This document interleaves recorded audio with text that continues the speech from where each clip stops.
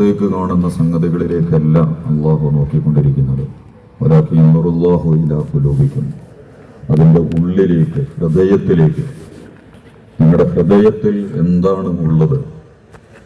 അത് അന്താരാഷ്ട്ര തലത്തിലുള്ള കാര്യങ്ങൾ മുതൽ ഒരു സാധാരണ വ്യക്തിയടക്കം ഒരു കാര്യം ചെയ്യുകയോ പറയുകയോ നടത്തുകയോ എല്ലാം ചെയ്യുമ്പോൾ അള്ളാഹു നോക്കുന്നത് അവൻ്റെ ഹൃദയത്തിലേക്കാണ്.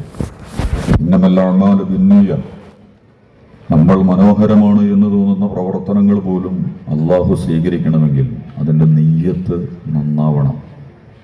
ഇന്നമാലിക്കുല്യംരി ഇമ്മാനവ, നിങ്ങൾ എന്താണോ അതുകൊണ്ട് ഉദ്ദേശിച്ചിട്ടുള്ളത് അതാണ് നിങ്ങൾക്ക് കിട്ടാൻ പോകുന്നത്. ആ ഉദ്ദേശം എന്ത് എന്നുള്ളത് അത് നിർവഹിക്കുന്ന ആൾക്കും അതിൽ പങ്കാളിത്തം വഹിക്കുന്ന ആളുകൾക്ക് മാത്രമാണ് അറിയുക.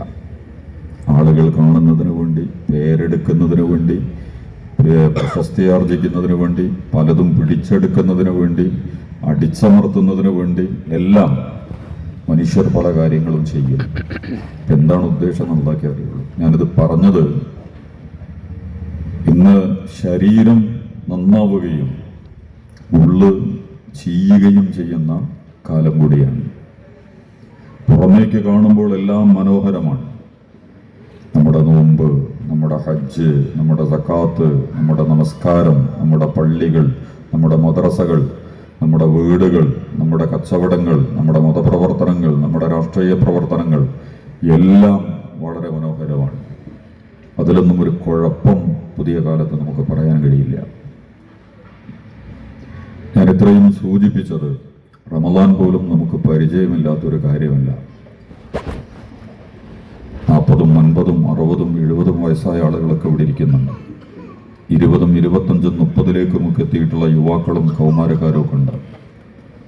ഒരു 5 വയസ്സ് മുതലൊക്കെ തന്നെ നോമ്പിനെ നമ്മൾ അനുഭവിക്കാൻ തുടങ്ങും. നമ്മുടെ വീടുകളിൽ, പഴയ കൂട്ടുകുടുംബമുള്ള വീടുകളിൽ പ്രത്യേകിച്ചും നോമ്പിന് വേണ്ടിയുള്ള ഓരോ ഒരുമിച്ച് കൂടലുകളും, അതിൻ്റെ അത്താഴം, അതിൻ്റെ ഇഫ്താർ, അതുപോലെ തന്നെ തറാവീഹ് നമസ്കാരം, മറ്റ് ഖുർആൻ പാരായണങ്ങൾ, പ്രാർത്ഥനകൾ എല്ലാം കൂടിയായി നമ്മുടെ വീട്ടിൻ്റെ അകത്തളങ്ങളിലൂടെ, നമ്മുടെ പള്ളികളിലൂടെ, നമ്മുടെ നാട്ടിലൂടെ, നോമ്പിൻ്റെ അനുഭവങ്ങളിലൂടെ കടന്നു വന്നവരാണ് നമ്മളൊക്കെ തന്നെയും.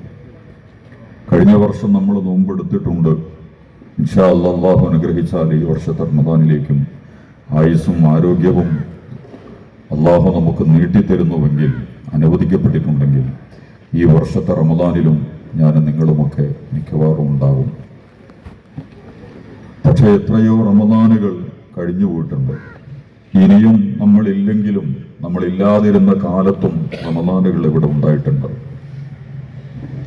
പുതിയ കാലത്ത് പ്രത്യേകിച്ചും അഷ്റഫുൽ ഖൽഖ് മുഹമ്മദ് മുസ്തഫ സല്ലല്ലാഹു അലൈഹി വസല്ലം റമദാനിനെ സ്വാഗതം ചെയ്തുകൊണ്ട് ശഅബാൻ മാസത്തിൽ നല്ല ഒരു പ്രഭാഷണം നിർവഹിച്ചിട്ടുണ്ട്. ഹദീസിന്റെ ഗ്രന്ഥങ്ങളിലൊക്കെ അത് കാണാൻ കഴിയും. അത് അദല്ലക്കും ശഹറുൻ അദീം, അത്യുജ്വലമായ ഒരു മാസം ഇതാ നിങ്ങൾക്ക് തണലിട്ട് തന്നിരിക്കുന്നു. വലിയ ഒരു മാസം ഇതാ നിങ്ങൾക്ക് തണലിട്ട് തന്നിരിക്കുന്നു. ഷഹറുൻ മുബാറക, അനുഗ്രഹങ്ങളുടെ മാസമാണത്. ഷഹറുൻ റഹ്മ, കാരുണ്യത്തിന്റെ മാസമാണത്. ഷഹറു സബർ, ക്ഷമയുടെ മാസമാണത്. ഷഹറുൽ മുവാസ, ഐക്യദാർഢ്യങ്ങളുടെ മാസമാണത്. ഇങ്ങനെ കുറെ കാര്യങ്ങൾ അതിൽ വിശദീകരിക്കുന്നുണ്ട്. അതിലെ ഒരു ദിവസം 1000 മാസങ്ങളെക്കാൾ പുണ്യമുള്ളതാണ് ലൈലത്തുൽ ഖദറിനെ സംബന്ധിച്ച്. എല്ലാ ഹദീസിൽ റസൂൽ തിരുമേനി സല്ലല്ലാഹു അലൈഹി വസല്ലം പ്രതിപാദിക്കുന്നുണ്ട്. നിങ്ങൾ അള്ളാഹുവിന് വേണ്ടി അതിൽ 2 കാര്യങ്ങൾ മാറ്റിവെക്കുന്നു. ഒന്ന്, നിങ്ങൾക്ക് ഇഷ്ടപ്പെട്ട ഭക്ഷണപാനീയങ്ങൾ. രണ്ടാമത്തത്, നിങ്ങളുടെ ഭാര്യ-ഭർത്തൃ ബന്ധം, ശാരീരിക ബന്ധം, ലൈംഗികമായ പ്രവർത്തനങ്ങൾ പകലിൽ നിങ്ങൾ ഒഴിവാക്കുന്നു. എനിക്ക് വേണ്ടി അവന്റെ ശാരീരികമായ ഇച്ഛകളെ, ഇഷ്ടങ്ങളെ അവൻ നിയന്ത്രിക്കുന്നു, ഒഴിവാക്കുന്നു. ഭക്ഷണപാനീയങ്ങളും ലൈംഗിക വിചാരങ്ങളും എന്ന് പറയുന്നത് പുതിയ കാലം പ്രത്യേകിച്ചും ഇന്നത്തെ മനുഷ്യന്റെ കിബില തന്നെ അതാണ്. വയറാണ് കിബില. വയറ് നിറക്കുന്നതിന് വേണ്ടിയുള്ള നെട്ടോട്ടത്തിലാണ്, പരക്കമ്പാച്ചിലാണ്, അതിദ്രുതഗതിയിലുള്ള മത്സരത്തിലാണ് ആധുനിക മനുഷ്യൻ ഇടപെട്ടുകൊണ്ടിരിക്കുന്നത്. സൗകര്യങ്ങൾ പിടിച്ചെടുക്കുന്നതിന് വേണ്ടി, അത് ആസ്വദിക്കുന്നതിന് വേണ്ടി, അതിൽ ആഘോഷിക്കുന്നതിന് വേണ്ടി അത്യാഗ്രഹത്തോടുകൂടി അക്രമങ്ങൾ പോലും ചെയ്തുകൊണ്ട് വ്യക്തികളും സമൂഹങ്ങളും രാഷ്ട്രങ്ങളും ഒക്കെ പിടിച്ചെടുക്കാനും അടിച്ചമർത്താനും കൈവശപ്പെടുത്താനും ഒക്കെയുള്ള ശ്രമങ്ങൾ നടത്തിക്കൊണ്ടിരിക്കുന്ന കാലമാണിത്. നമുക്ക് പോലും വ്യക്തികളിൽ നിന്നുള്ള നിലക്ക് വലിയ ആഗ്രഹങ്ങളുണ്ട്. കിട്ടിയത് കൊണ്ടൊന്നും തൃപ്തിപ്പെടാനും ഉള്ളതിന് സ്തുതി പറയാനും മനസ്സമാധാനത്തോടുകൂടി ജീവിതത്തെ അഭിമുഖീകരിക്കുകയും ചെയ്യുന്നതിന് പകരം പുതിയ കാലത്ത് നമ്മുടെയൊക്കെ വീടുകളിൽ അന്വേഷിച്ചാൽ ചിലപ്പോൾ നാളത്തെ വിഷയത്തിലൊക്കെ അത് വരും. കുടുംബവുമായി ബന്ധപ്പെട്ടിട്ട് സമാധാനമില്ല, ആളുകൾക്ക് ഒരു ഇഷ്ടമില്ല. പഴയതിനേക്കാൾ നല്ല ഭക്ഷണം, പഴയതിനേക്കാൾ നല്ല വസ്ത്രം, പഴയതിനേക്കാൾ നല്ല വീടുകൾ, പഴയതിനേക്കാൾ നല്ല വാഹനങ്ങൾ, അത്യന്താധുനികമായ കമ്മ്യൂണിക്കേഷൻ സംവിധാനങ്ങൾ. പക്ഷെ ഒരു ഉപ്പില്ലാത്തതുപോലെയാണ്, ഒരു മധുരമില്ലാത്തതുപോലെയാണ് ജീവിതം. പാപ്പ പറയും എന്താ പൊത്ത ജീവിതത്തിന്റെ അർത്ഥം, ഉമ്മ പറയും ഒരു കഥയില്ലെന്ന്, ഇണകൾ തമ്മിൽ പറയും നിങ്ങൾക്ക് എന്നെ സ്നേഹമില്ല, നിനക്ക് എന്നെയും സ്നേഹമില്ല, മക്കള് പറയും വാപ്പാക്കും ഉമ്മാക്കൊന്നും ഞങ്ങളോട് ഒരു ഇഷ്ടമില്ല, പാപ്പ ഉമ്മയും പറയും മക്കളൊന്നും ഞങ്ങളെ മാനിക്കുന്നേ ഇല്ല, രക്തബന്ധത്തിനൊന്നും വിലകളില്ല, കുടുംബബന്ധങ്ങൾക്കൊന്നും ആഴവും പരപ്പും വിശാലതയും നിഷ്കളങ്കതയൊന്നുമില്ല, അയൽപക്ക ബന്ധങ്ങളും നാടും റോഡും വീടും ഒക്കെ അന്യമാക്കപ്പെട്ടുകൊണ്ടിരിക്കുകയാണ്. രണ്ടു തരം പ്രതികരണങ്ങൾ നമ്മളിപ്പോൾ കണ്ടുകൊണ്ടിരിക്കുന്നുണ്ട്. ഒരു ഭാഗത്ത് ഭയക്കുമരുന്ന് വന്നുകൊണ്ടിരിക്കുന്നു, നമ്മൾക്ക് പേര് പറയാൻ പറ്റുന്നതുമല്ലാത്തതുമായ. മറുഭാഗത്ത് ധാരാളം മാനസിക പ്രശ്നങ്ങൾ. കൗൺസിലർമാരെന്ന് പറയുന്ന പുതിയ ഒരു വർഗം തന്നെ ഉടലെടുത്തിട്ടുണ്ട്. ഞാനതിനെ മോശപ്പെടുത്തിയിട്ടൊന്നുമല്ല പറയുന്നത്. സൈക്കിക് പ്രശ്നങ്ങൾ പരിഹരിക്കാൻ 70-80 വയസ്സായ വാപ്പയും ഉമ്മയും മുതൽ 13-12 വയസ്സ് 5ാം ക്ലാസ്സിലും 7ാം ക്ലാസ്സിലും ഡിഗ്രിക്കും ഒക്കെ പഠിക്കുന്ന വിദ്യാർത്ഥിനികളടക്കം മനഃശാസ്ത്ര വിദഗ്ധന്മാരുടെ അടുത്തേക്ക് പോയിക്കൊണ്ടിരിക്കുക. ഇത്രയും നിറവുള്ള, തികവുള്ള, പൂർണ്ണതയുള്ള, സൗകര്യങ്ങളുള്ള ഒരു കാലത്ത് നമ്മൾ ജീവിക്കുമ്പോൾ അതിൻ്റെയും അപ്പുറം കടന്നുകൊണ്ട് അപൂർവമായിട്ടെങ്കിലും മുസ്ലിം സമുദായത്തിലടക്കം ആത്മഹത്യകൾ, സൂയിസൈഡ്, മരിക്കുകയാണ് ആളുകൾ. ഇന്നലെ മിനിഞ്ഞാന്ന് വളരെ പ്രശസ്തമായ ഒരാളുടെ മരണം വായിച്ചുകൊണ്ടിരിക്കുകയാണ് നമ്മൾ. കോടാനുകോടികളുടെ, ട്രില്യണുകളും ബില്യണുകളും ഒക്കെ ഉള്ള ഒരു വ്യവസായി ID ചോദ്യം ചെയ്യുമ്പോഴേക്കും സ്വയം വെടിവെച്ച് വീഴ്ത്തി ആത്മഹത്യ. ദുരൂഹതകളുണ്ട്. ആ ചർച്ചയിലേക്ക് ഇപ്പൊ നമ്മൾ കടന്നു പോകേണ്ടതില്ല. ഞാൻ പറഞ്ഞത് 6ാം ക്ലാസ്സിലും 5ാം ക്ലാസ്സിലും ഒക്കെ പഠിക്കുന്ന കുട്ടി മുതൽ 70-80 വയസ്സായി ജീവിതത്തിന്റെ എല്ലാ കയങ്ങളും നീന്തിക്കയറിയ, എല്ലാ മരുഭൂമികളിലൂടെയും സഞ്ചരിച്ചിട്ടുള്ള, എല്ലാ കൊടുങ്കാറ്റും കൊടുംവേനലുമൊക്കെ അനുഭവിച്ചിട്ടുള്ള വയസ്സായ അമ്മയും ഉപ്പയും ഉമ്മയും അടക്കമൊക്കെ ആത്മഹത്യ ചെയ്യുന്ന വാർത്തകൾ നമ്മളിപ്പോൾ ധാരാളമായി കേട്ടുകൊണ്ടിരിക്കുകയാണ്. ഞാനിത് പറഞ്ഞത് സമൂഹത്തിൽ സൗകര്യങ്ങളും സംവിധാനങ്ങളും ഭൗതികമായ പുരോഗതിയും അതിൻ്റെ ശാരീരിക ഘടനയും ഒക്കെ വികസിച്ച ഒരു ഘട്ടത്തിലും ഉള്ളു പൊള്ളയാവുന്നു, ഉള്ളു ദുർബലപ്പെട്ടുകൊണ്ടിരിക്കുന്നു. ചിതല് കയറിയതുപോലെ, ഇരുമ്പ് തുരുമ്പുന്നത് പോലെ നമ്മുടെ ജീവിതം നമുക്ക് നിരാശയും സങ്കടവുമൊക്കെ സമ്മാനിച്ചുകൊണ്ടിരിക്കുന്നു. അങ്ങനത്തെ ഒരു കാലമാണിത്. നമ്മുടെയൊക്കെ വീടകങ്ങളിൽ പോലും, നാട്ടിലേതാണെങ്കിലും അതിൻ്റെ വിശദാംശങ്ങളിലേക്ക് ഞാനിപ്പോൾ പോകാൻ ആളല്ല, വലിയ സുപ്രതീക്ഷകളോടുകൂടി നല്ല സമാധാനവും സുസ്ഥിരതയും സുരക്ഷിതത്വവുമൊക്കെ നൽകുന്ന ഒരു ലോകഘടന, അന്താരാഷ്ട്ര തലം മുതൽ നമ്മുടെ പ്രാദേശിക തലങ്ങളിലടക്കം നല്ല ഗവൺമെന്റുകൾ, നല്ല ഭരണാധികാരികൾ, സത്യസന്ധന്മാരും നീതിബോധമുള്ളവരും മനുഷ്യത്വമുള്ളവരുമൊക്കെ പെരുകി നാട് ഉമർ ഇബ്നുൽ ഖത്താബ് റളിയല്ലാഹു അൻഹുവിനെ പോലെ, അബൂബക്കർ സിദ്ദീഖ് റളിയല്ലാഹു അൻഹുവിന്റെ കാലം പോലെ, ഉമർ ഇബ്നുൽ അബ്ദുൽ അസീസ് റഹിമഹുള്ളയുടെ കാലം പോലെ വളരെ വളരെ മനോഹരമായ ഒരു കാലം എനിക്ക് നിങ്ങൾക്കും അങ്ങനെ പറയാൻ പറ്റുന്നില്ല. നമ്മുടെ പൗരത്വം പരിശോധിച്ചുകൊണ്ടിരിക്കുകയാണ്. മുസ്ലിങ്ങൾ ഇവിടുത്തെ പൗരന്മാരാണോ എന്ന് പരിശോധിച്ചുകൊണ്ടിരിക്കുകയാണ്. നമ്മുടെ വോട്ട് തടയാനുള്ള ശ്രമങ്ങൾ നടന്നുകൊണ്ടിരിക്കുന്നു. നമ്മുടെ സ്ഥാപനങ്ങളെയും നമ്മുടെ സ്വത്തിനെയും പിടിച്ചെടുക്കാനുള്ള ശ്രമങ്ങൾ ഈ രാജ്യത്ത് നടന്നുകൊണ്ടിരിക്കുന്നു.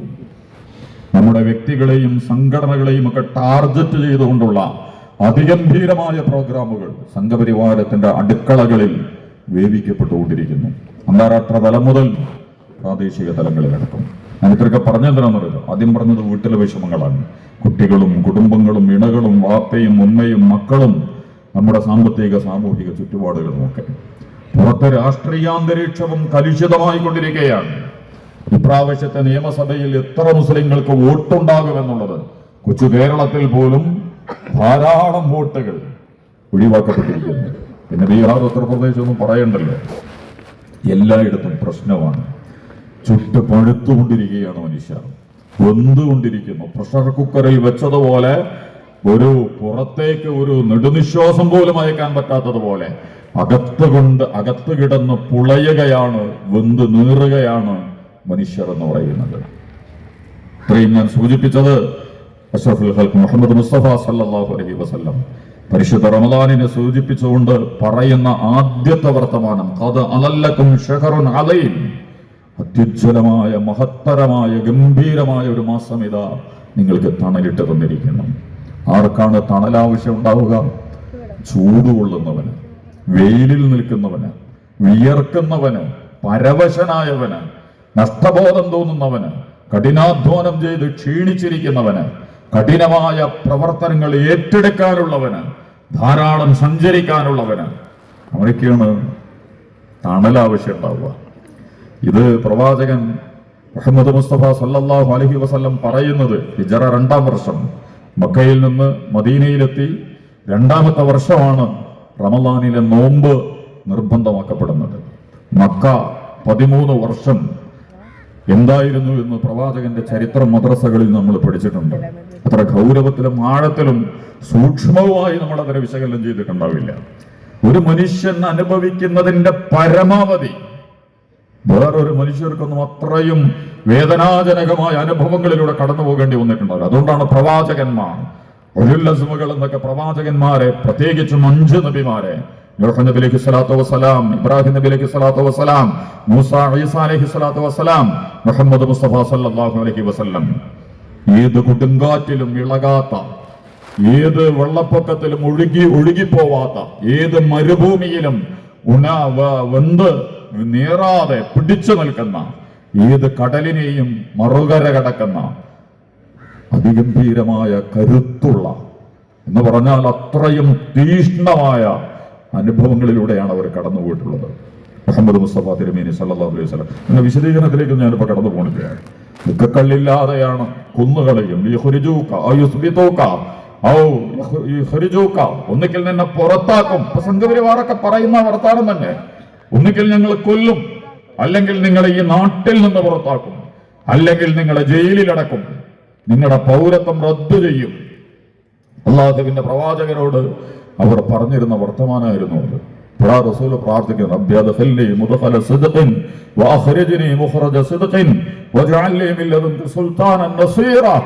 അല്ലാഹുവേ ഇവരൊക്കെ കൂടി ഉന്തിത്തള്ളി എന്നെ പുറത്തിടുന്നതിന് പകരം, ഗതിയില്ലാതെ ഞാൻ എവിടെയെങ്കിലും പോയി കയറുന്നതിന് പകരം, പ്രവേശിക്കുന്നതിന് പകരം സത്യത്തോടുകൂടി, സത്യത്തിൽ നിലനിർത്തിക്കൊണ്ട് എന്നെ നീ പുറത്തു കൊണ്ടുവരണം. എന്റെ സത്യവും എന്റെ നിലപാടുകളും എന്റെ സമീപനങ്ങളും ഒക്കെ അടിയറ വെച്ച് ആരുടെയെങ്കിലും കീഴിൽ ഓശാരത്തോടെ ജീവിക്കുന്നതിന് പകരം സിദ്ദീഖായി അംഗീകരിക്കപ്പെടുകയും പുലർത്തപ്പെടുകയും നിലനിർത്തപ്പെടുകയും വാഗ്ദത്തം ചെയ്യപ്പെട്ടതുപോലെ സത്യമായി നിലനിൽക്കുകയും ചെയ്യുന്ന രീതിയിൽ, അല്ലാഹുവേ എന്നെ നീ ഇവിടെ നിന്ന് പുറത്തേക്ക് കൊണ്ടുപോകണം, എന്നെ നീ ഒരു പുതിയ സ്ഥലത്തേക്ക് നീ എന്നെ എത്തിക്കണം. ഞാൻ നിസ്സഹായനായി, നിഷ്ക്രിയനായി, നിന്ദ്യനായി ആരുടെയെങ്കിലും കാൽ കീഴിൽ അമർന്നു പോകുന്നതിന് പകരം ആധിപത്യം വേണം എനിക്ക്, അധികാരം വേണം എനിക്ക്.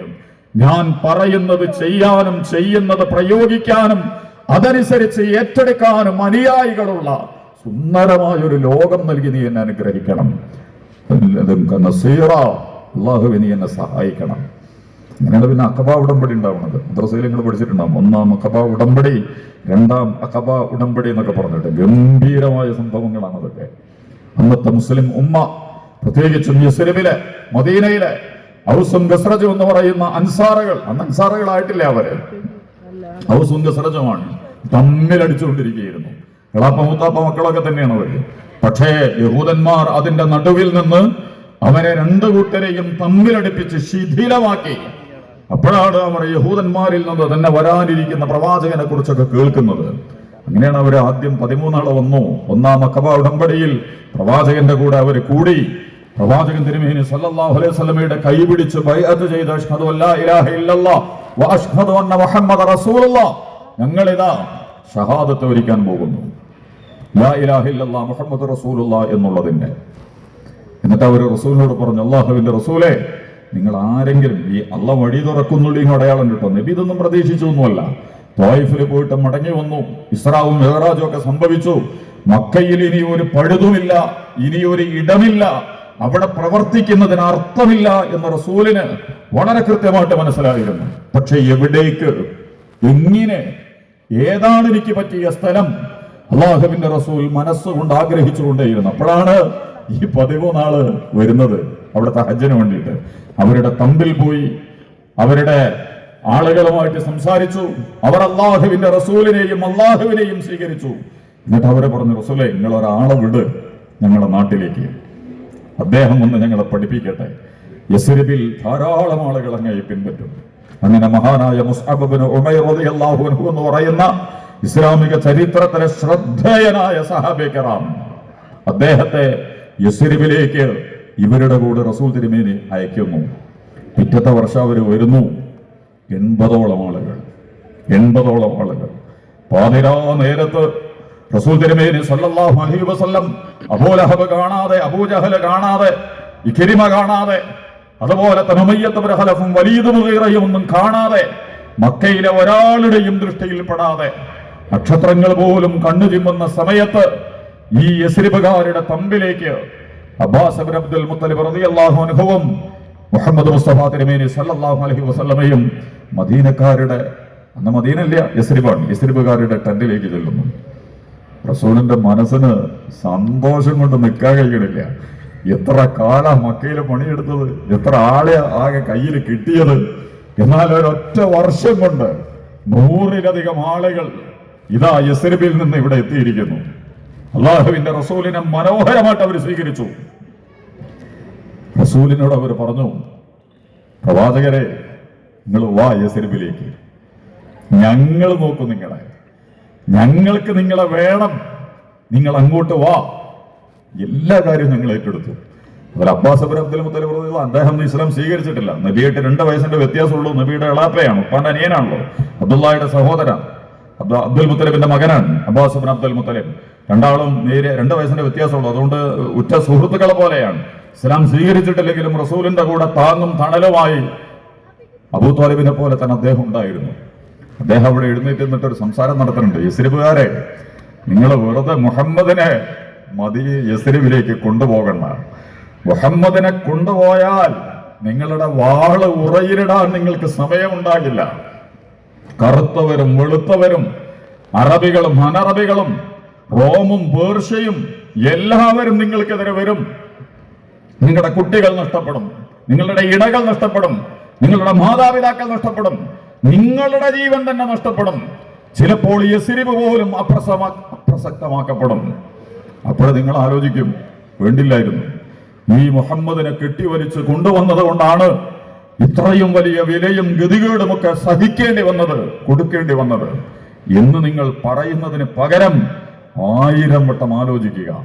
മുഹമ്മദ് മുസ്തഫ സല്ലല്ലാഹു അലൈഹി വസല്ലമയെ നിങ്ങൾ യസ്രിബിലേക്ക് വിളിക്കുന്നതിന്റെ ഉദ്ദേശത്തെക്കുറിച്ച്. അപ്പോ ഈ യസ്രിബുകാർ ചോദിച്ചു, അല്ലാഹുവിന്റെ റസൂലേ, നിങ്ങൾ എന്താണ് ഞങ്ങളിൽ നിന്ന് പ്രതീക്ഷിക്കുന്നത്? എന്താണ് നിങ്ങൾ ഞങ്ങളിൽ നിന്ന് പ്രതീക്ഷിക്കുന്നത്? റസൂലിന് കൊടുത്ത മറുപടി ഉണ്ട്. ഇസ്ലാമിക ചരിത്രത്തിലെ, അൻസാറുകളുടെ ചരിത്രത്തിലെ വളരെ മനോഹരമായ ഭാഗമാണത്. നിങ്ങളുടെ കുട്ടികൾ നഷ്ടപ്പെട്ടാലും, നിങ്ങളുടെ ഇണകൾ നഷ്ടപ്പെട്ടാലും, നിങ്ങളുടെ മാതാപിതാക്കൾ നഷ്ടപ്പെട്ടാലും, നിങ്ങളുടെ ജീവൻ തന്നെ നഷ്ടപ്പെട്ടാലും, എന്നെ നിങ്ങൾ, എന്റെ പ്രസ്ഥാനത്തെ നിങ്ങൾ, എന്റെ ആശയത്തെ, ദർശനത്തെ, ദീനിനെ നിങ്ങൾ സംരക്ഷിക്കണം. അത് നിങ്ങൾ വഅദ ചെയ്താൽ ഞാൻ വരാൻ റെഡിയാണ്. അപ്പൊ അവര് ചോദിക്കുന്നുണ്ട്, ഓക്കെ റസൂലേ, നിങ്ങൾ സമ്മതിച്ചിരിക്കുന്നു. ഞങ്ങളുടെ കണ്ണിനേക്കാൾ, ഞങ്ങളുടെ ജീവനേക്കാൾ, ഞങ്ങളുടെ മക്കളെക്കാൾ, ഞങ്ങളുടെ ഇണകളെക്കാൾ, ഞങ്ങൾക്കുള്ള എല്ലാറ്റിനേക്കാളും ഞങ്ങൾ അങ്ങയെ, ഞങ്ങൾക്ക് എന്തെങ്കിലും സംഭവിച്ച് താങ്കൾക്ക് എന്തെങ്കിലും പറ്റുള്ളൂ. അല്ലാഹുവിന്റെ റസൂലേ, എന്താണ് അതിന് പ്രതിഫലം? സ്വർഗം. അൽഹംദുലില്ലാഹ്, ഇത് തന്നെയാണ് ഏറ്റവും മെച്ചമുള്ള കച്ചവടം. ഞങ്ങളത് ഉറപ്പിച്ചിരിക്കുന്നു. ഇന്നല്ലാഹ ഇശ്തറാ മിനൽ മുഅ്മിനീന അൻഫുസഹും വഅംവാലഹും ബിഅന്ന ലഹുമുൽ ജന്ന. സ്വർഗ്ഗത്തിന് പകരം അവർ അവരുടെ ശരീരത്തെയും സമ്പത്തിനെയും അല്ലാഹുവിനോട് കച്ചവടം ചെയ്തിരിക്കുന്നു. പറഞ്ഞു എന്നിട്ട് റസൂൽ അങ്ങോട്ട് ചോദിക്കുന്നുണ്ട്. കാരണം റസൂൽ പറഞ്ഞ അവര് കേട്ടല്ലോ. ഇനി എന്നോട് നിങ്ങൾക്ക് എന്തെങ്കിലും പറയാനുണ്ടോ എന്ന് ചോദിച്ചു. യസ്രിബുകാര് അൻസാറുകള് നല്ല ബുദ്ധിമാന്മാരായിരുന്നു എന്നാണ് നമ്മൾ മനസ്സിലാക്കേണ്ടത്. ഈ പ്രവാചകനും ഈ പ്രവാചകന്റെ പ്രസ്ഥാനവും ഈ ദീൻ വിജയിക്കുക തന്നെ ചെയ്യും.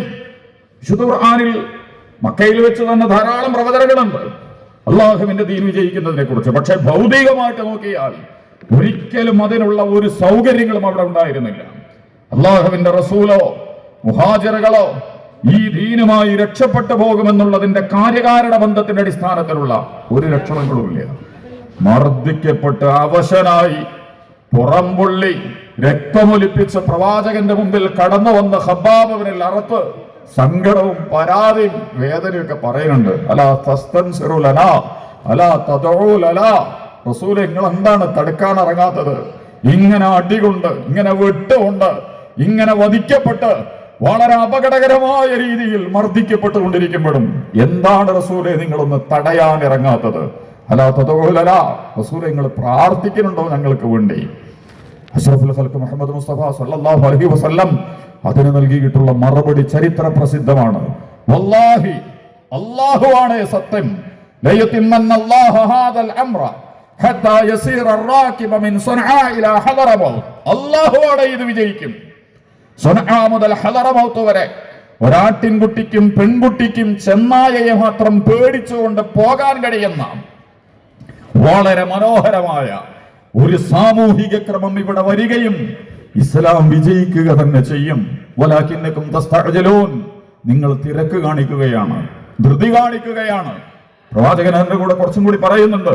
പ്രവാചകന്മാർ ഈർച്ചവാള് കൊണ്ട് അവരുടെ തലയോട്ടിയിൽ വാള് വെച്ച് മരം ഈർന്നു മുറിക്കുന്നത് പോലെ ജീവനോടുകൂടി പ്രവാചകന്മാരെ 2 കഷണങ്ങളായി പിളർത്തിയിട്ടുണ്ട് ഈർച്ചവാള് കൊണ്ട്.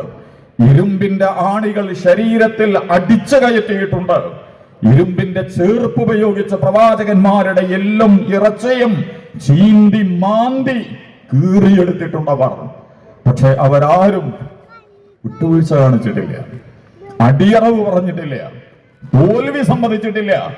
അത്രയും വില കൊടുത്തു വന്ന പ്രസ്ഥാനമാണിത്. അതുകൊണ്ട് ഇത് വിജയിക്കുക തന്നെ ചെയ്യും. റസൂലുള്ളാഹി പറയുന്നു, അബൂജഹലും അബൂലഹബും ഉമയ്യത്ത് ഇബ്നു ഖലഫും ഒക്കെ അമ്മാതിരി പാഠം പഠിപ്പിച്ചുകൊണ്ടിരിക്കുന്ന സഹാബത്തിനോട് പോലും വരാനിരിക്കുന്ന പുരോഗതിയെ സംബന്ധിച്ച് മക്കയിലെ മുഹാജിറുകളോടെല്ലാം എല്ലാ സന്ദർഭങ്ങളിലും വരും. അള്ളാന്റെ സഹായം ഉണ്ടാകും, നമ്മൾ വിജയിക്കുക തന്നെ ചെയ്യും. അടുത്ത് നോക്കിയാൽ ഇതൊന്നും മനസ്സിലാവും. പക്ഷെ മദീനക്കാരിതൊന്നും കേൾക്കണില്ലല്ലോ. അവര് യസ്രിബിലല്ലേ ഉള്ളത്. ആ യസ്രിബുകാർ, ഇതൊന്നും കേൾക്കാത്ത യസ്രിബുകാർ റസൂലിനോട് വെക്കുന്നൊരു ഡിമാൻഡ് ഉണ്ട്. അള്ളാന്റെ റസൂലെ, നാളെ യസ്രിബ് ഇസ്ലാമിന് കീഴൊതുങ്ങും. ഈ മക്ക പോലും, മക്കയിൽ നിന്ന് പുറത്തു പോകുമ്പോൾ നിക്കക്കള്ളിയില്ലാതെ ഉപേക്ഷിച്ച് ഹിജ്റ ചെയ്യാൻ തീരുമാനിക്കുകയാണ്. ഈ മക്ക പോലും നാളെ ഇസ്ലാമിന് കീഴ്പ്പെടും. അള്ളാഹുവിന്റെ റസൂലെ, അറബികൾ ഇസ്ലാമിന്റെ കൊടിക്കീഴിൽ വരും. അന്ന് അള്ളാഹുവിന്റെ റസൂലെ, നിങ്ങൾ യസ്രിബ് വിട്ട് മക്കയിലേക്ക് തിരിച്ചു പോകരുത്. റസൂലിനോടുള്ള ഒരു ഹുബ്ബാട്ട് അവരുടെ ഒക്കെ വേറെ പഠിക്കേണ്ടത്. ഞാൻ അതിന്റെ വിശദാംശങ്ങളിലേക്കൊന്നും പോണില്ല. റസൂലിന് എത്രമാത്രമാണ് ആ ഒരൊറ്റ നിമിഷം കൊണ്ട് റസൂലിനെ എങ്ങനെയാണ് യസ്രിബുകാർ ഏറ്റെടുത്തത് എന്ന്. നിങ്ങൾ മക്കയിലേക്ക് തിരിച്ചു പോകരുത്, മദീന.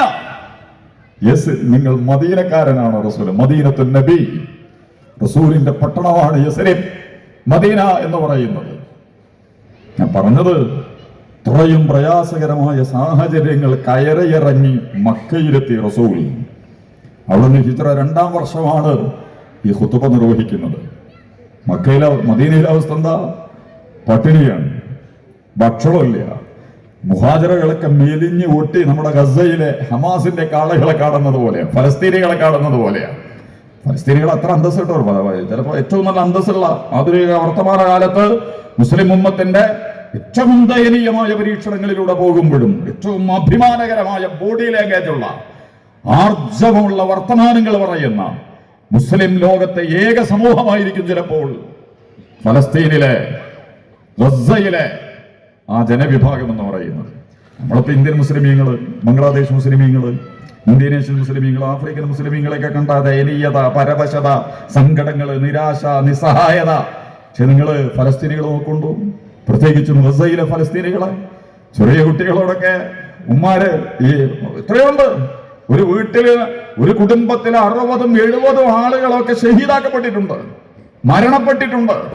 ഇസ്രായേലിന്റെ ബോംബിങ്ങിൽ നിലംപരിശായി മയ്യത്ത് പോലും കിട്ടാത്ത വണ്ണം മുറിഞ്ഞ് കഷണങ്ങളായി തെറിച്ച് ചെറിയ കുട്ടികളൊക്കെ ബാക്കിയുണ്ട്. അവരെ ഒന്ന് തലോടാൻ, അവർക്കൊരു തണല് കൊടുക്കാൻ, അവരൊന്ന് ആശ്വസിപ്പിക്കാൻ. വാപ്പ മരിച്ച അമ്മ ഉണ്ടാവും, അല്ലെങ്കിൽ ഉമ്മയുടെ അനിയത്തുണ്ടാവും, അല്ലെങ്കിൽ ഉപ്പയുടെ അനിയനുണ്ടാവും, അല്ലെങ്കിൽ വല്യപ്പുണ്ടാവും, അല്ലെങ്കിൽ വല്യമുണ്ടാവും, അല്ലെങ്കിൽ വല്യമ്മയുടെ അനിയത്തി ഉണ്ടാവും. അങ്ങനെ പോലും ഒരാളില്ലാതെ അവരെ ശ്രദ്ധിക്കാൻ ഇതൊന്ന് വിട്ടിരുന്നു. എന്താ നിങ്ങളുടെ മുമ്പിലൂടെ ഈ ബക്കറ്റ് വന്നുകൊണ്ടിരിക്കുന്നുണ്ട്. 4 ദിവസം വാഴ് നല്ല ചെലവുണ്ടാവും, നല്ല ചെലവുള്ള ഒരു സംഗതിയാണ്. മറസക്കനാക്കും. എന്താ ഉള്ളത് വെച്ചെങ്കിൽ നന്നായിട്ട് കൊടുക്കുക. ഈ കേൾക്കലും പറയലും മാനാലി മുസ്ലിം ജമാഅത്തിന് ബാധ്യതകളും കടന്നു വരുത്തുന്ന ഒരു പരിപാടിയായിട്ട് മാറരുത്. നിങ്ങളാൽ കഴിയുന്ന രീതിയിൽ ഓരോ ചെല്ലിത്തൊട്ടും അള്ളാഹു വലിയ പ്രതിഫലമായിട്ട് രേഖപ്പെടുത്തും. അപ്പൊ ഞാൻ പറഞ്ഞത്, ഈ കുട്ടികളൊക്കെ വീട്ടിൽ സംരക്ഷിക്കാൻ പോലും ആളില്ലാത്തവണ്ണം കൈകൾ മുറിഞ്ഞവർ, കാലുകൾ മുറിഞ്ഞവർ, കാഴ്ച നഷ്ടപ്പെട്ടവർ ഒക്കെ ഉണ്ട്, പല കുട്ടികളുണ്ട്. പക്ഷെ ഈ കുട്ടികളൊക്കെ വിളിച്ചിട്ട് പലരും ചോദിക്കും, നിന്റെ ഉമ്മ മരിച്ചില്ലേ, ഉമ്മ മരിച്ചില്ലേ, ഉപ്പ മരിച്ചില്ലേ, നിന്റെ ജ്യേഷ്ഠം മരിച്ചില്ലേ? ഈ കുട്ടികൾ പറയുന്ന മറുപടി എന്താന്ന് പറയുന്നത്? ഉമ്മി ഫിൽ ജന്ന, ഉമ്മ മരിച്ചിട്ടില്ല, ഉമ്മ സ്വർഗത്തിലാ. അബീ ഫിൽ ജന്ന, അഖീ ഫിൽ ജന്ന, ഉഖ്തി ഫിൽ ജന്ന, എന്റെ സഹോദരി സ്വർഗത്തിലാണ്, എന്റെ ഇക്കാക്ക, എന്റെ സഹോദരൻ സ്വർഗത്തിലാണ്, എന്റെ ഉപ്പ സ്വർഗത്തിലാണ്. പക്ഷെ ഒരു സങ്കടമുണ്ട്. എന്താ? കഴിഞ്ഞ റമദാനിൽ ഉമ്മ ഉണ്ടായിരുന്നു. ഉമ്മയും ഉപ്പയൊക്കെ കൂടിയിട്ടാണ് അത്താഴത്തിനൊക്കെ എണീക്കുക. നോമ്പ് തുറക്കാൻ ഞങ്ങളൊക്കെ ഇരിക്കും, ഉള്ളത് ഓഹരി വെച്ച് സന്തോഷത്തോടു കൂടി. പക്ഷെ ഇന്ന് വീടില്ല, വീട്ടിൽ ഉപ്പയില്ല, ഉമ്മയില്ല. ഈ നോമ്പിന് ആരുമില്ല. പെരുന്നാളിന് ഉമ്മയാണ് മൈലാഞ്ചിട്ടവര, ഉമ്മയാണ് മധുരപലഹാരങ്ങളൊക്കെ ഉണ്ടാക്കുക, ഉപ്പ പുത്തനുടുപ്പുകളൊക്കെ കൊണ്ടുവരും. ഈ വർഷത്തെ പെരുന്നാളിന് ഞങ്ങൾക്ക് വീട്ടിൽ അങ്ങനെയൊന്നും ആളില്ല. അൽഹംദുലില്ലാഹ്, ഞങ്ങളെ വാപ്പാനെയും ഉമ്മാനെയൊക്കെ അള്ളാഹു സ്വർഗത്തിലേക്ക് കൊണ്ടുപോയിരിക്കുന്നു. അഭിമാനമുള്ള വർത്തമാനങ്ങൾ പറയും. സങ്കടപ്പെടുകയും നിരാശയും നിസ്സഹായതയും നിന്ദ്യതയും പകർന്ന ഒരു വർത്തമാനം നിങ്ങൾക്ക് ഗസയിൽ നിന്ന് കേൾക്കാൻ കഴിയില്ല. ഒറ്റൊടുക്കലേരൊക്കെ അവിടെ ഉണ്ടാവും, വേറെ ഇതിലേക്ക് പോകണ്ട. ഞാൻ പറഞ്ഞത്, ഇതുപോലെ ഈ മദീനയിൽ പട്ടിണിയും ദാരിദ്ര്യവും റസൂല് അങ്ങനെയാണ് പിന്നെ അൻസാറുകളോട് പറഞ്ഞത്, നിങ്ങൾക്ക് വീടുണ്ടെങ്കിൽ പകുതി ഇവർക്ക് കൊടുക്കണം, 2 പെണ്ണുണ്ടെങ്കിൽ 1 പെണ്ണിനെ നിങ്ങൾ ഇവർക്ക് കെട്ടിച്ചു കൊടുക്കണം, അങ്ങാടിയിൽ 2 കച്ചവട പീടിക ഉണ്ടെങ്കിൽ 1 കച്ചവട പീടിക നിങ്ങൾ ഇവർക്ക് ഏൽപ്പിച്ചു കൊടുക്കണം. ഓരോ മുഹാജിറിനും ഓരോ അൻസാറിനെയും സഹോദരനായി നിശ്ചയിച്ചു കൊടുത്ത്, ലോക ചരിത്രത്തിൽ എവിടെ അങ്ങനെ ഒരു സംഭവം ഉണ്ടായിട്ടുണ്ടാവില്ല. തികച്ചും അപരിചിതരായ, തങ്ങളുമായിട്ട് രക്തബന്ധമില്ലാത്ത, ആദർശബന്ധത്തിന്റെ പേരിൽ മാത്രം മുഹമ്മദ് മുസ്തഫ തിരുമേനി സല്ലല്ലാഹു അലൈഹി വസല്ലമ പറഞ്ഞതിന്റെ പേരിൽ മാത്രം എല്ലാം വിട്ടുകൊടുത്തിട്ട്, ഞാൻ പറയുന്നത് അവിടെയും പട്ടിണിയും പരിവട്ടവും പ്രയാസങ്ങളും ഒക്കെ തന്നെയാണ്. സങ്കടങ്ങളും പരാധീനതകളും മദീനയിൽ ഇഷ്ടം പോലുണ്ട്, ഇസ്രയേലുണ്ട്. റസൂൽ തിരുമേനിയും അവിടെ മക്കയേക്കാൾ വലിയ ഭീകരന്മാരുണ്ട്. ഒന്ന് ഇസ്രായേൽ, യഹൂദന്മാരുണ്ട് അവിടെ. മക്കയിൽ ഇല്ലാത്ത പുതിയൊരൈറ്റം മുനാഫിക്കുകൾ മുസ്ലിം വേഷമണിയുകയും മുസ്ലിം സമുദായത്തെ ഒറ്റുകൊടുക്കുകയും മുസ്ലിം നേതാവിനെ വഞ്ചിക്കാൻ തക്കം പാർത്തിരിക്കുകയും ചെയ്യുന്ന മക്കയിലില്ലാത്ത 2ാമത്തെ ഒരു ടീം മുനാഫിക്കുകളുടെ സംഘം പള്ളിയിൽ നമസ്കരിക്കാൻ മുന്നിൽ വരികയും ഇസ്ലാമിക പ്രസ്ഥാനങ്ങളെയും അതിന്റെ നേതാക്കന്മാരെയും യഹൂദന്മാർക്കും ഖുറൈശികൾക്കും ഒറ്റുകൊടുക്കാൻ തീരുമാനിക്കുകയും ചെയ്യുന്ന മുനാഫിക്കുകൾ 2ാമത്തെ കൂട്ടര്. 3ാമത്തത് മുശ്രിക്കുകൾ. മക്കയിലാകെ നബിന്റെ കുടുംബക്കാരും ഗോത്രക്കാരും തന്നെയുള്ളൂ, വേറെ കുറെ ഐറ്റങ്ങളില്ലായിരുന്നു. മദീനയിൽ എല്ലാ തരികിടയും അറിയുന്ന, എല്ലാ കുതന്ത്രങ്ങളുടെയും അപ്പോസ്തലന്മാരായ യഹൂദന്മാർ. അവർ നമ്മൾ പഠിക്കേണ്ട, യഹൂദന്മാരെ തോൽപ്പിച്ചതാ റസൂല് മദീന ഉണ്ടാക്കുന്നത്. റസൂല് മദീന ഉണ്ടാക്കിയ മദീനയുടെ ആധിപത്യം അവരുടെ കയ്യിൽ. അവിടുത്തെ സൈന്യം, അവിടുത്തെ ആരാധന, അവിടുത്തെ രാഷ്ട്രീയം, അവിടുത്തെ സമ്പത്ത്, അവിടുത്തെ കൃഷി, അവിടുത്തെ ആയുധ കച്ചവടം, അവിടുത്തെ മന്ത്രവാദം, ജാട്ട്, മാരണം, ഇതൊക്കെ അവരെ കയ്യിലായിരുന്നു. അവരുടെ അടിവേരർത്തിട്ടാണ് റസൂൽ തിരുമേനി സല്ലല്ലാഹു അലൈഹി വസല്ലം മദീന നിർമ്മിക്കുന്നത്. ഇന്നും യഹൂദന്മാർ തന്നെയാണ് കേട്ടോ. ന്യൂയോർക്കും ന്യൂസിലാൻഡും ന്യൂഡൽഹിയും ഒക്കെ നിയന്ത്രിക്കുന്നത് യഹൂദന്മാർ തന്നെയാണ്. അത് വേറെ നമ്മൾ പഠിക്കണം. മദീനത്തുൻ നബി വരാതെ യഹൂദന്റെ കയ്യിൽ നിന്ന് രക്ഷപ്പെടില്ല ലോകം. വളരെ അപകടകരമായ രീതിയിൽ വ്യക്തികളെയും സമൂഹങ്ങളെയും രാജ്യങ്ങളെയും ഒക്കെ വേട്ടയാടാൻ പറ്റുന്ന അപകടകരമായ കുതന്ത്രങ്ങൾ. അപ്പൊ ആ ഒരു സന്ദർഭത്തിൽ അപ്പോഴാണ് ബദറിലേക്കുള്ള സംഗതികളൊക്കെ വരുന്നത്. ആ സമയത്താണ് റസൂൽ തിരുമേനി സല്ലല്ലാഹു അലൈഹി വസല്ലം എന്ത് പറയുന്നത്? 13 കൊല്ലം മക്കയിൽ വിയർത്തു വിളിച്ചു, ഇപ്പൊ മദീനയിലെത്തി. ഇവിടെയും ധാരാളം പ്രശ്നങ്ങളുണ്ട്. എന്ത് ചെയ്യണം, എങ്ങനെ ചെയ്യണം, എവിടെയൊക്കെ ചെയ്യണം, ധാരാളം പ്രശ്നങ്ങൾ നമ്മുടെ മുമ്പിലുണ്ട്. അപ്പോഴാണ് അല്ലാഹു സുബ്ഹാനഹു വ തആല ഖദ് അളല്ലക്കും ശഹറുൻ അളീം, അത്യുജ്വലമായ ഒരു മാസം ഇതാ നിങ്ങൾക്ക് തണലിട്ട് തന്നിരിക്കുന്നു. ഗംഭീരമായ ഒരു മാസം. ഷഹ്റു റഹ്മ, നിങ്ങളോട് കരുണ കാണിക്കാൻ ഒരു അമേരിക്കയില്ല, നിങ്ങളോട് കരുണ കാണിക്കാൻ ഒരു ഭരണകൂടമില്ല, നിങ്ങളോട് സേവിക്കാനും നിങ്ങളെ സഹായിക്കാനും നിങ്ങളോട് സഹാനുഭൂതി പ്രകടിപ്പിക്കാനും നിങ്ങളോട് ഐക്യദാർഢ്യം പ്രകടിപ്പിക്കാൻ പോലും ഇവിടെ ആരുമില്ല. പക്ഷേ അല്ലാഹുവിന്റെ ഈ മാസം ഷഹ്റുൻ മുബാറക, അനുഗ്രഹങ്ങൾ ബജറ്റിൽ നിങ്ങൾക്കൊന്നും ഉണ്ടാവില്ല, സ്റ്റേറ്റിനും ഉണ്ടാവില്ല, മുസ്ലിങ്ങൾക്ക് പ്രത്യേകിച്ചും ഉണ്ടാവില്ല. ആ ചർച്ചയിലേക്കൊന്നും ഞാൻ പോകണില്ല. അവഗണനയുടെയും നിന്ദ്യതയുടെയും തള്ളിമാറ്റലുകളും പാർശ്വവൽക്കരണങ്ങളും ഒരു ഭാഗത്ത് അടിച്ചമർത്താനുമുള്ള കുൽസിത പ്രവർത്തനങ്ങളും ഒക്കെ നടക്കുമ്പോ അല്ലാഹു പറയുന്നു, ഇതാനുഗ്രഹീതമായൊരു മാസം, ഷഹ്റുൻ മുബാറക ഷഹ്റുൻ റഹ്മ. അല്ലാഹു നിങ്ങളോട് അതിരറ്റ് കനിയുന്ന, നിങ്ങളോട് കിനിയുന്ന, നിങ്ങളോട് അലിയുന്ന കാരുണ്യത്തിന്റെ മഹാപ്രവാഹങ്ങളിലേക്ക് നിങ്ങളെ അല്ലാഹു കൊണ്ടുപോകുന്ന അതിഗംഭീരമായ ഒരു മാസം ഇതാ വന്നിരിക്കുന്നു, ഷഹ്റുൻ റഹ്മ. പിന്നെ കുറെ പറയുന്നുണ്ട്, ഷഹ്റു സബർ, നിലപാടുകളിൽ അടിയുറച്ചു നിൽക്കേണ്ട മാസമാണിത്. കടപുഴകിയെറിയുകയും അഴകുഴമ്പൻ നയങ്ങൾ സ്വീകരിക്കുകയും അതുപോലെ തന്നെ നിഷ്ക്രിയനായി മാറുകയും ചെയ്യുന്നതിന് പകരം എന്ത് വില കൊടുത്തും എത്ര സഹിച്ചാലും ശരി, ഇതാണ് സബർ എന്ന് പറഞ്ഞാൽ കേട്ടോ. നിലപാടുകളിൽ നിങ്ങളുടെ നിലപാടുകളിൽ നിങ്ങൾ അടിയുറച്ചു നിൽക്കുക, ഒരു വിട്ടുവീഴ്ചയും ചെയ്യാതിരിക്കുക. നിങ്ങളെ വെട്ടിപ്പിളർന്ന് നിങ്ങളെ ചൂട് വെച്ച് നിങ്ങളെ കൊന്നുകളയാൻ തീരുമാനിക്കുമ്പോഴും അടിമ എന്ന സ്ഥാനത്ത് നിന്ന് നിങ്ങളെ മോചിപ്പിച്ച് സ്വതന്ത്രനാക്കാനുള്ള വാഗ്ദാനങ്ങൾ വരുമ്പോഴും അല്ലാഹു അഹദ്, അതാണ് സബ്ർ, വിട്ടുവീഴ്ചയില്ല. അല്ലാഹ് അഹദല്ല, അല്ലാഹു ഇലാഹല്ല എന്ന് പറഞ്ഞാൽ ഉമയ്യത്ത് ഇബ്നു ഖലഫ ബിലാലിന് വിടുതൽ നൽകും, സ്വാതന്ത്ര്യം, ഫ്രീഡം, ലിബറൽ.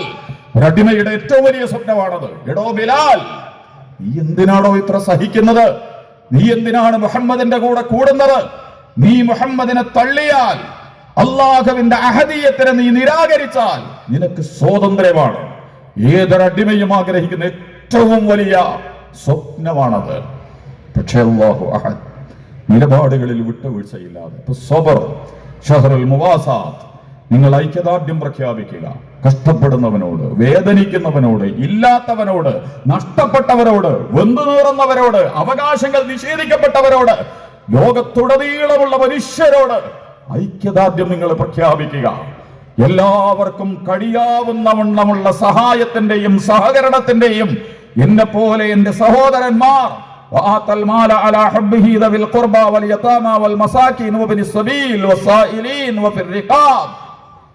നിങ്ങൾ സമ്പത്ത് ചെലവഴിക്കുക, പണം ചെലവഴിക്കുക. ഭരണകൂടത്തെയും സംഘടനകളെയും വ്യക്തികളെയും രാഷ്ട്രങ്ങളെയും ഒക്കെ പഠിക്കാനുള്ള അളവുകോൽ പണം കൊണ്ട് എന്ത് കളിയാണ് അവർ കളിക്കുന്നത്, പണത്തിനെ എങ്ങനെയാണ് അവർ വിനിമയം ചെയ്യുന്നത്, പണം എങ്ങനെയാണ് അവർ ഉണ്ടാക്കുന്നത്, ഉണ്ടാക്കിയ പണം എങ്ങനെയാണ് അവർ ചിലവഴിക്കുന്നത്.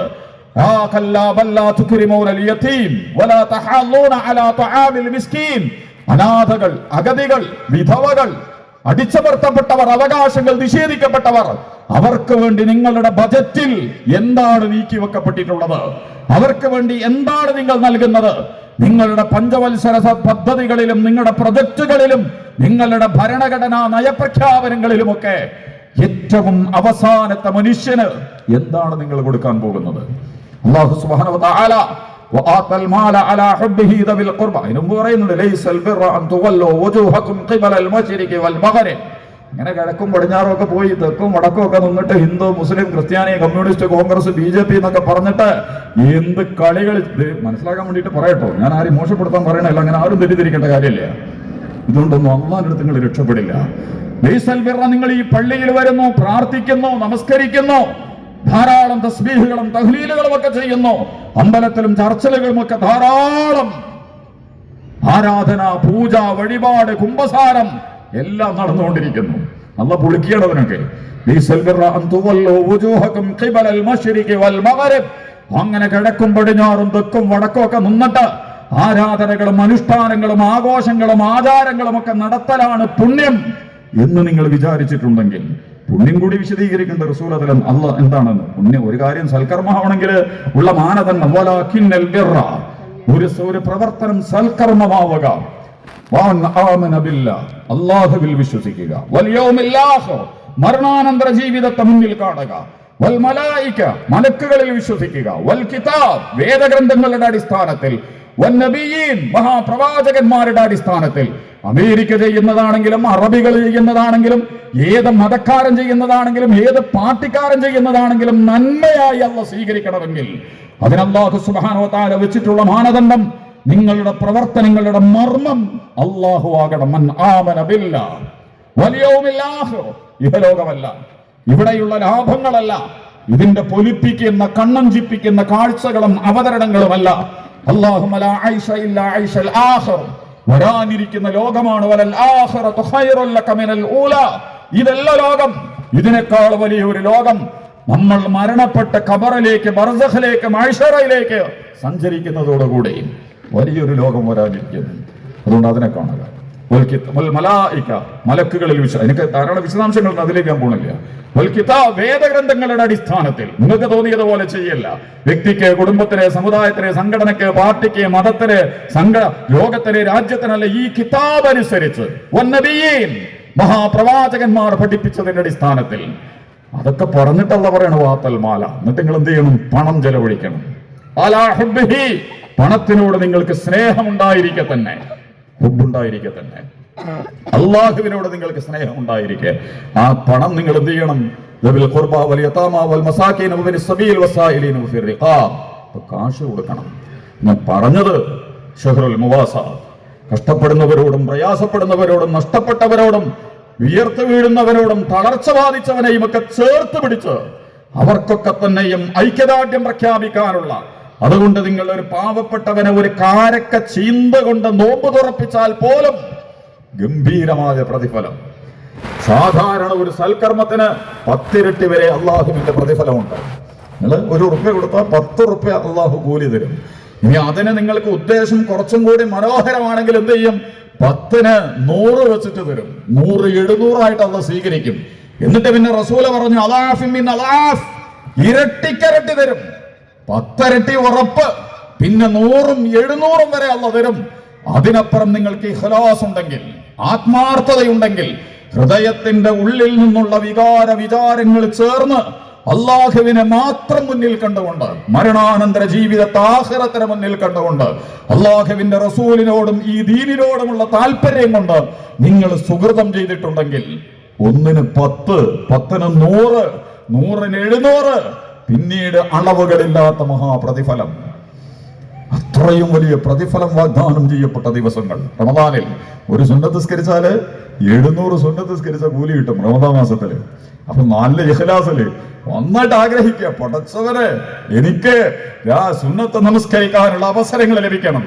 ഒരു സഹാബി ഒരിക്കൽ റസൂൽ ഇങ്ങനെ നോക്കിയിരിക്കുന്നുണ്ട്, മുഖത്തേക്ക് ഇങ്ങനെ നോക്കിയിരിക്കുക. അപ്പൊ റസൂൽ ചോദിച്ചു, എന്താണ് ഇന്നിങ്ങനെ നോക്കിയിരിക്കണത്? അപ്പൊ അദ്ദേഹം പറഞ്ഞു, റസൂലെ, ഞാൻ നിങ്ങളെ കണ്ടിട്ട് നോക്കിയിട്ട് എന്റെ കണ്ണിലും തലയിലും ഒക്കെ നിങ്ങളെ നിറക്കാണ്. എനിക്കണ്ട് ആഗ്രഹം തീരണില്ല. നിങ്ങളെ കണ്ടിട്ട് ഞാൻ കണ്ട് പൂതി തീർക്കണം, എന്റെ ആഗ്രഹം തീർക്കണം. നമ്മളെല്ലാം നോക്കിയിരിക്കുമല്ലോ, സിനിമാ നടൻ വന്ന്, കായിക താരം വന്ന്, രാഷ്ട്രീയ നേതാവ് വന്ന്, മത നേതാവ് വന്ന്, അല്ലെങ്കിൽ നമ്മുടെ വലിയൊരു സമ്പന്നം വന്ന് എന്നൊക്കെ പറഞ്ഞാൽ തിക്കി തിരക്കി പോയി കാണാനൊക്കെ ഭയങ്കര ഇഷ്ടത്തിന്, ഒരു ഓട്ടോഗ്രാഫൊക്കെ വാങ്ങാനൊക്കെ ഭയങ്കര പൂതി ഉണ്ടാവുമല്ലോ. അങ്ങനെയൊക്കെയാണ് മനുഷ്യൻ. റസൂലിനെ കണ്ടിട്ട് ഇയാൾ ആഗ്രഹം തീർന്നത് അത്രക്കും ഇഷ്ടമാണോ എന്ന് ചോദിച്ചു എന്നോട്. അതേ റസൂൽ, എനിക്ക് എന്നെക്കാണ് ഇഷ്ടമാണ്, എനിക്ക് നിങ്ങളോട് എന്നെക്കാണ് ഇഷ്ടമാണ് നിങ്ങളെങ്കിൽ. അപ്പൊ എന്നിട്ട് റസൂൽ പറയുന്നുണ്ട്, നിങ്ങളെക്കാൾ, നിങ്ങളെ മാതാപിതാക്കളെക്കാൾ, നിങ്ങളുടെ മക്കളെക്കാൾ എന്നെ ഇഷ്ടപ്പെടാത്തിടത്തോളം കാലം നിങ്ങൾക്ക് വിശ്വാസിയാകാൻ സാധ്യമല്ല. എന്നിട്ട് ഇദ്ദേഹം കുറച്ചും കൂടി വിശദീകരണം പറഞ്ഞു റസൂലിനോട്. അതാ റസൂലെ, നിങ്ങൾ നാളെ വഫാത്താവും, ഞാനും മരിക്കും. നിങ്ങൾ സ്വർഗത്തിൽ ഉന്നതമായ പദവിയിൽ, ഞാനൊക്കെ വളരെ താഴെ ഗ്രേഡിലാണ് ഉണ്ടാവുക. അപ്പൊ എനിക്ക് നിങ്ങൾ എപ്പോഴും കാണാൻ പറ്റൂല. അപ്പൊ അത് കാണാൻ വേണ്ടിയിട്ട് ഞാൻ ഇങ്ങനെ ആഗ്രഹിച്ച് ഇവിടുന്ന് കണ്ടിട്ട് ആഗ്രഹം തീർക്കണം റസൂലെ. അപ്പൊ റസൂല് പറഞ്ഞു, അത്രയും എന്റെ കൂടെ കൂടാൻ നിനക്ക് ആഗ്രഹമുണ്ടോ? ഉണ്ട് റസൂലെ, താങ്കളുടെ കൂടെ താങ്കളോടൊപ്പം സ്വർഗത്തിൽ കഴിച്ചു കൂട്ടാൻ. റസൂല് പറഞ്ഞു, സുജൂദുകൾ വർദ്ധിപ്പിക്കുക, സുജൂദുകൾ വർദ്ധിപ്പിക്കുക. സുജൂദ് വർദ്ധിപ്പിച്ചൂടെ? നിങ്ങൾക്കൊക്കെ എന്താ പ്രശ്നം? പഴയതിനേക്കാൾ സൗകര്യമൊക്കെയുള്ള ഒരു കാലത്താണ് ഞാനും നിങ്ങളൊക്കെ ജീവിക്കുന്നത്. ഇഷ്ടംപോലെ സൗകര്യങ്ങളുണ്ട്. അരക്ക് മെഷീന്, അലക്ക് മെഷീന്, പൊടിപ്പ് മെഷീന്, അതുപോലെ തന്നെ യാത്രയ്ക്ക് സൗകര്യങ്ങൾ. പണ്ടതൊന്നും ഇല്ലല്ലോ. അരയ്ക്കാനും വെള്ളം കോരാനും അലക്കാനും ഒക്കെ എമ്മാതിരി ബുദ്ധിമുട്ടായിരുന്നു പണ്ട് കുടുംബങ്ങളിൽ. കിണറിൽ നിന്ന് വെള്ളം കോരി വിറകൊക്കെ വെട്ടി, അതുപോലെ തന്നെ ഉരലിലും അമ്മിയിലും ഒക്കെ ഇട്ടിട്ട് അരച്ച് ഭക്ഷണങ്ങളൊക്കെ പ്രയാസപ്പെട്ട് പാകം ചെയ്ത്. പക്ഷെ അന്ന് ഇതിനേക്കാൾ ഖുശൂഉണ്ടായിരുന്നു തോന്നും ചിലപ്പോൾ നമുക്ക്. ഇന്ന് നമുക്ക് 2 റക്അത്ത് അധികം നിസ്കരിക്കാൻ നേരമില്ല, കുറച്ചധികം ഖുർആൻ പാരായണം ചെയ്യാൻ നേരമില്ല. ഒന്ന് ഇരുന്നിട്ട് അല്ലാഹ്, അൽഹംദുലില്ലാഹ്, സുബ്ഹാനല്ലാഹ്, അല്ലാഹു അക്ബർ, തസ്ബീഹും തഹ്ലീലും തക്ബീറും തഹ്മീദും ഒന്നും ചെല്ലാൻ നേരമില്ല. തിരക്കാ. പിന്നെ മൊബൈലാണ്. ഞാൻ അതിലേക്കൊന്നും കടന്നു പോണില്ല. വല്ലാത്തൊരു ഷെറു പിടിച്ച സാധന. കിബില അതാണ്, ഇത്തികാഫും തറാവിഹും ഒക്കെ അതിലാണ്. അതിൽ ഇസ്രാവും മിറാജും നടത്തിയാൽ പിന്നെ എവിടെയാ പോയിട്ട് ഇറങ്ങാന്നൊന്നും നമുക്ക് പറയാൻ കഴിയില്ല. ഒരൊറ്റ പൊന്തല നമ്മള്. ഏത് പണ്ട് സാധാരണ പറയലുണ്ട്, ഈ റമദാനിലെ ഏറ്റവും വലിയ ഹീറോ, ഇവിടെയും പറയാൻ, റമദാനിലെ ഏറ്റവും പ്രധാനപ്പെട്ട മർമ്മങ്ങൾ 2 എണ്ണാണല്ലോ. 2 മർമ്മങ്ങളാണ് റമദാനിലുള്ളത്. യാ അയ്യുഹല്ലദീന ആമനൂ കുതിബ അലൈക്കുമുസ് സിയാമു കമാ കുതിബ അലൽ ലദീന മിൻ ഖബ്ലിക്കും ലഅല്ലക്കും തത്തഖൂൻ. നിങ്ങൾക്ക് നാം നോമ്പ് നിർബന്ധമാക്കിയിരിക്കുന്നു. അറബിയിൽ സൗമ എന്നാണ് നോമ്പിന് പറയാ. നോമ്പിനുള്ള വാക്ക് സൗമ എന്നാണ്. ശരിക്കും അറബിയിൽ ഈ പദം പ്രയോഗിക്കുന്ന നിരനിരങ്ങൾ തടിച്ചു കൊടുത്ത കുതിരയെ യുദ്ധക്കളത്തിലേക്ക് അയക്കുന്നതിന് വേണ്ടി, പോർക്കളത്തിലേക്കോ അല്ലെങ്കിൽ പോരാട്ടത്തിനോ ഒക്കെ അയക്കുന്നതിന് വേണ്ടി തടിച്ചു കൊടുത്ത കുതിരയ്ക്ക് ഓടാൻ കഴിയില്ല. അതുകൊണ്ട് അതിന്റെ ശരീരത്തെ നല്ല പാകത്തിന് ഭക്ഷണം കൊടുത്ത് ധാരാളം അഭ്യാസങ്ങൾ നൽകി ആ കൊടുത്ത ചേർത്ത് വീർത്ത് നിൽക്കുന്ന ശരീരത്തെ മെലിയിപ്പിച്ച് പാകപ്പെടുത്തി, സ്ലിം ബ്യൂട്ടി എന്നൊക്കെ നമ്മൾ പറയില്ലേ, എല്ലാം കൂടിയും അങ്ങനെ മെലിയാൻ നിൽക്കണ്ടോ. മെലിഞ്ഞാൽ പ്രശ്നമായി പോകും. കാരണം ശരീരത്തിലെ ജനിതഘടന അനുസരിച്ച് തടിച്ചോല് തടിച്ചു, മെലിഞ്ഞോല് മെലിഞ്ഞൊക്കെ നിൽക്കണം. അതിന് പകരം തടിച്ച ആള് പോയിട്ട് മെലിയിക്കാൻ നിന്നാൽ ധാരാളം പ്രശ്നങ്ങൾ ഉണ്ടാവും. പക്ഷെ ദുർമേധസ് കൂടി അധ്വാനങ്ങളില്ലാതെ അമിത ഭക്ഷണം കഴിച്ച് വിനോദങ്ങളിൽ മാത്രം ആണ്ടുകൊണ്ട് കിടന്നുറങ്ങിയും ആലസ്യം കൊണ്ടുമൊക്കെ തടി ചീർത്തു കൊടുത്താൽ നിങ്ങൾക്കൊരു മൈതാനത്തിലേക്കും കളിക്കാൻ പോലും ഇറങ്ങാൻ പറ്റില്ല. പിന്നില്ലേ പോരാട്ടം. അസ്യാമു ജുന്ന, നോമ്പ് പരിചയാണ്. നോമ്പ് പരിചയാണ്. വരാനിരിക്കുന്ന എല്ലാ അതിക്രമങ്ങളെയും തടയാനുള്ള പരിച പിടിക്കണമെങ്കിൽ തന്നെ കയ്യിനൊരു കരുത്ത് കൊണ്ടുവരും. എന്നിട്ട് പിന്നെ പരിച എന്ന് പറഞ്ഞാൽ വളരെക്കാൾ പ്രധാനപ്പെട്ടതാണ്. കാരണം ഇങ്ങോട്ട് വെട്ടുന്നതിനൊക്കെ തടുക്കണം, എല്ലാം തടുക്കണം. അസ്യാമു ജുന്ന, നിങ്ങൾ യുദ്ധക്കളത്തിലേക്ക്, ബദറിലേക്ക് വരേണ്ടി വരും, ഉഹുദിലേക്ക് വരേണ്ടി വരും, ഖന്തക്കിലും ഖൈബറിലും ഒക്കെ നിങ്ങൾ അണിനിരക്കേണ്ടി വരും. അത്തരമൊരു ഘട്ടത്തിൽ അടിച്ചു കൊടുത്തു ചേർത്ത ശരീരങ്ങളുമായി വല്ലോനും പിന്നാലെ കൂടി ഓടാൻ പോലും പറ്റൂല. എന്ന് എനിക്കൊക്കെ ഓടാൻ പറ്റൂല, അതിന് പോലുള്ള കഴിവില്ല. നമ്മുടെ ശരീരം അത്രയും ദുർമേധസ്സുകളും രോഗങ്ങൾക്കും ഒക്കെ അടിമപ്പെട്ടിരിക്കും. അതിന്റെ വിശദീകരണത്തിലേക്ക് നമ്മൾ പോണില്ല. അപ്പോ തടിച്ച കുതിരയെ മെലിയിപ്പിച്ച് അഭ്യാസങ്ങൾ നൽകി പടക്കളത്തിലേക്ക് ചാടിയിറങ്ങാൻ പരുവപ്പെടുത്തി അതിനെ പാകപ്പെടുത്തിയെടുക്കുന്നതിനാണ് അറബിയിൽ സോമ എന്ന് പറയാ. ശരിക്കും യുദ്ധത്തിന് വേണ്ടി കുതിരയെ പാകപ്പെടുത്തുന്നത്. നമുക്കെന്താ നോമ്പ്? രാവിലെ അത്താഴം കഴിച്ച് സുബൈന്നാണ് നമസ്കരിച്ചിട്ട് ഒരു ഒറ്റ കിടത്താ. പിന്നെ 11-12 മണിക്ക് നമ്മൾ എണീക്കുകയുള്ളൂ. ചില ആളുകളൊക്കെ വീട്ടില് ഒരു 3 മണിക്ക് എണീക്കും. എന്നിട്ട് അപ്പം തോറും നിസ്കരിക്കും. അപ്പോഴേക്ക് അസ്രവാൻ കൊടുക്കാൻ 2ഉം കൂടി ഒരുമിച്ച് നിസ്കരിക്കും. എന്നിട്ട് പിന്നെയും പോയിട്ട് കുറച്ചു നേരം കിടക്കും. കാരണം നോമ്പ് തുറക്കാനുള്ള നേരം നോക്കിയിട്ട്. ഇങ്ങനെയൊക്കെ കിടക്കുന്ന ആളുകളൊക്കെ ഉണ്ട്. ഉറങ്ങാനും സമയം കൊല്ലാനും ഒക്കെ ഉള്ളതാണ്. റസൂൽ തിരുമേനി സല്ലല്ലാഹു അലൈഹി വസല്ലം പരിശുദ്ധ റമദാൻ ആ അർത്ഥത്തിലല്ല പഠിപ്പിക്കപ്പെട്ടിട്ടുള്ളത്. നിങ്ങളെ പരുവപ്പെടുത്തുന്ന, നിങ്ങളെ പാകപ്പെടുത്തുന്ന, നിങ്ങളുടെ ശരീരത്തിന്റെ ദുർമേധസ്സുകളും മനസ്സിലെ രോഗങ്ങളെയും ഒക്കെ ഇല്ലായ്മ ചെയ്യുന്ന വളരെ ക്ലീനായ ഫിസിക്കലി ഫിറ്റ്നസ് ഉള്ള ഒരാളായിട്ട് നിങ്ങളെ കൊണ്ടുവരാൻ അതിനുവേണ്ടി നോമ്പ് നിർബന്ധമാക്കിയിരിക്കുന്നു. എന്നിട്ട് നോമ്പിനെന്താ കിട്ടേണ്ടത്? ലഅല്ലക്കും തത്തഖൂൻ, നിങ്ങൾ തഖ്വയുള്ളവരാവണം. അതിനാണ് കേട്ടോ നോമ്പ്. തഖ്വല്ല അതിലേ പോയി തഖ്വ ഇവിടുന്ന് വാങ്ങാൻ കിട്ടുന്നില്ല കേട്ടോ. സൂപ്പർ മാർക്കറ്റിൽ പാക്ക് ചെയ്ത് വെച്ചിട്ടൊന്നുമില്ല തഖ്വ എവിടെയും. തഖ്വ എന്ന് പറഞ്ഞ ഒരു പ്രത്യേക സാധനം എന്നൊക്കെ നമ്മൾ വിചാരിക്കുന്നുണ്ട്. ചില സമയത്ത് ചില സ്ഥലങ്ങളിൽ പ്രത്യേക ഹാവഭാവങ്ങളോടുകൂടി നിർവഹിക്കുന്ന കാര്യങ്ങളാണ് തഖ്വ എന്നൊക്കെ നമുക്ക് തോന്നിയിട്ടുണ്ട്. പക്ഷെ നിങ്ങൾ ഖുർആൻ പരിശോധിക്കുക. തഖ്വയുടെ യഥാർത്ഥത്തിലുള്ള അർത്ഥം നന്മതിന്മകളെ തിരിച്ചറിയാനുള്ള ശേഷി ഉണ്ടാവുക എന്നുള്ളതാണ്.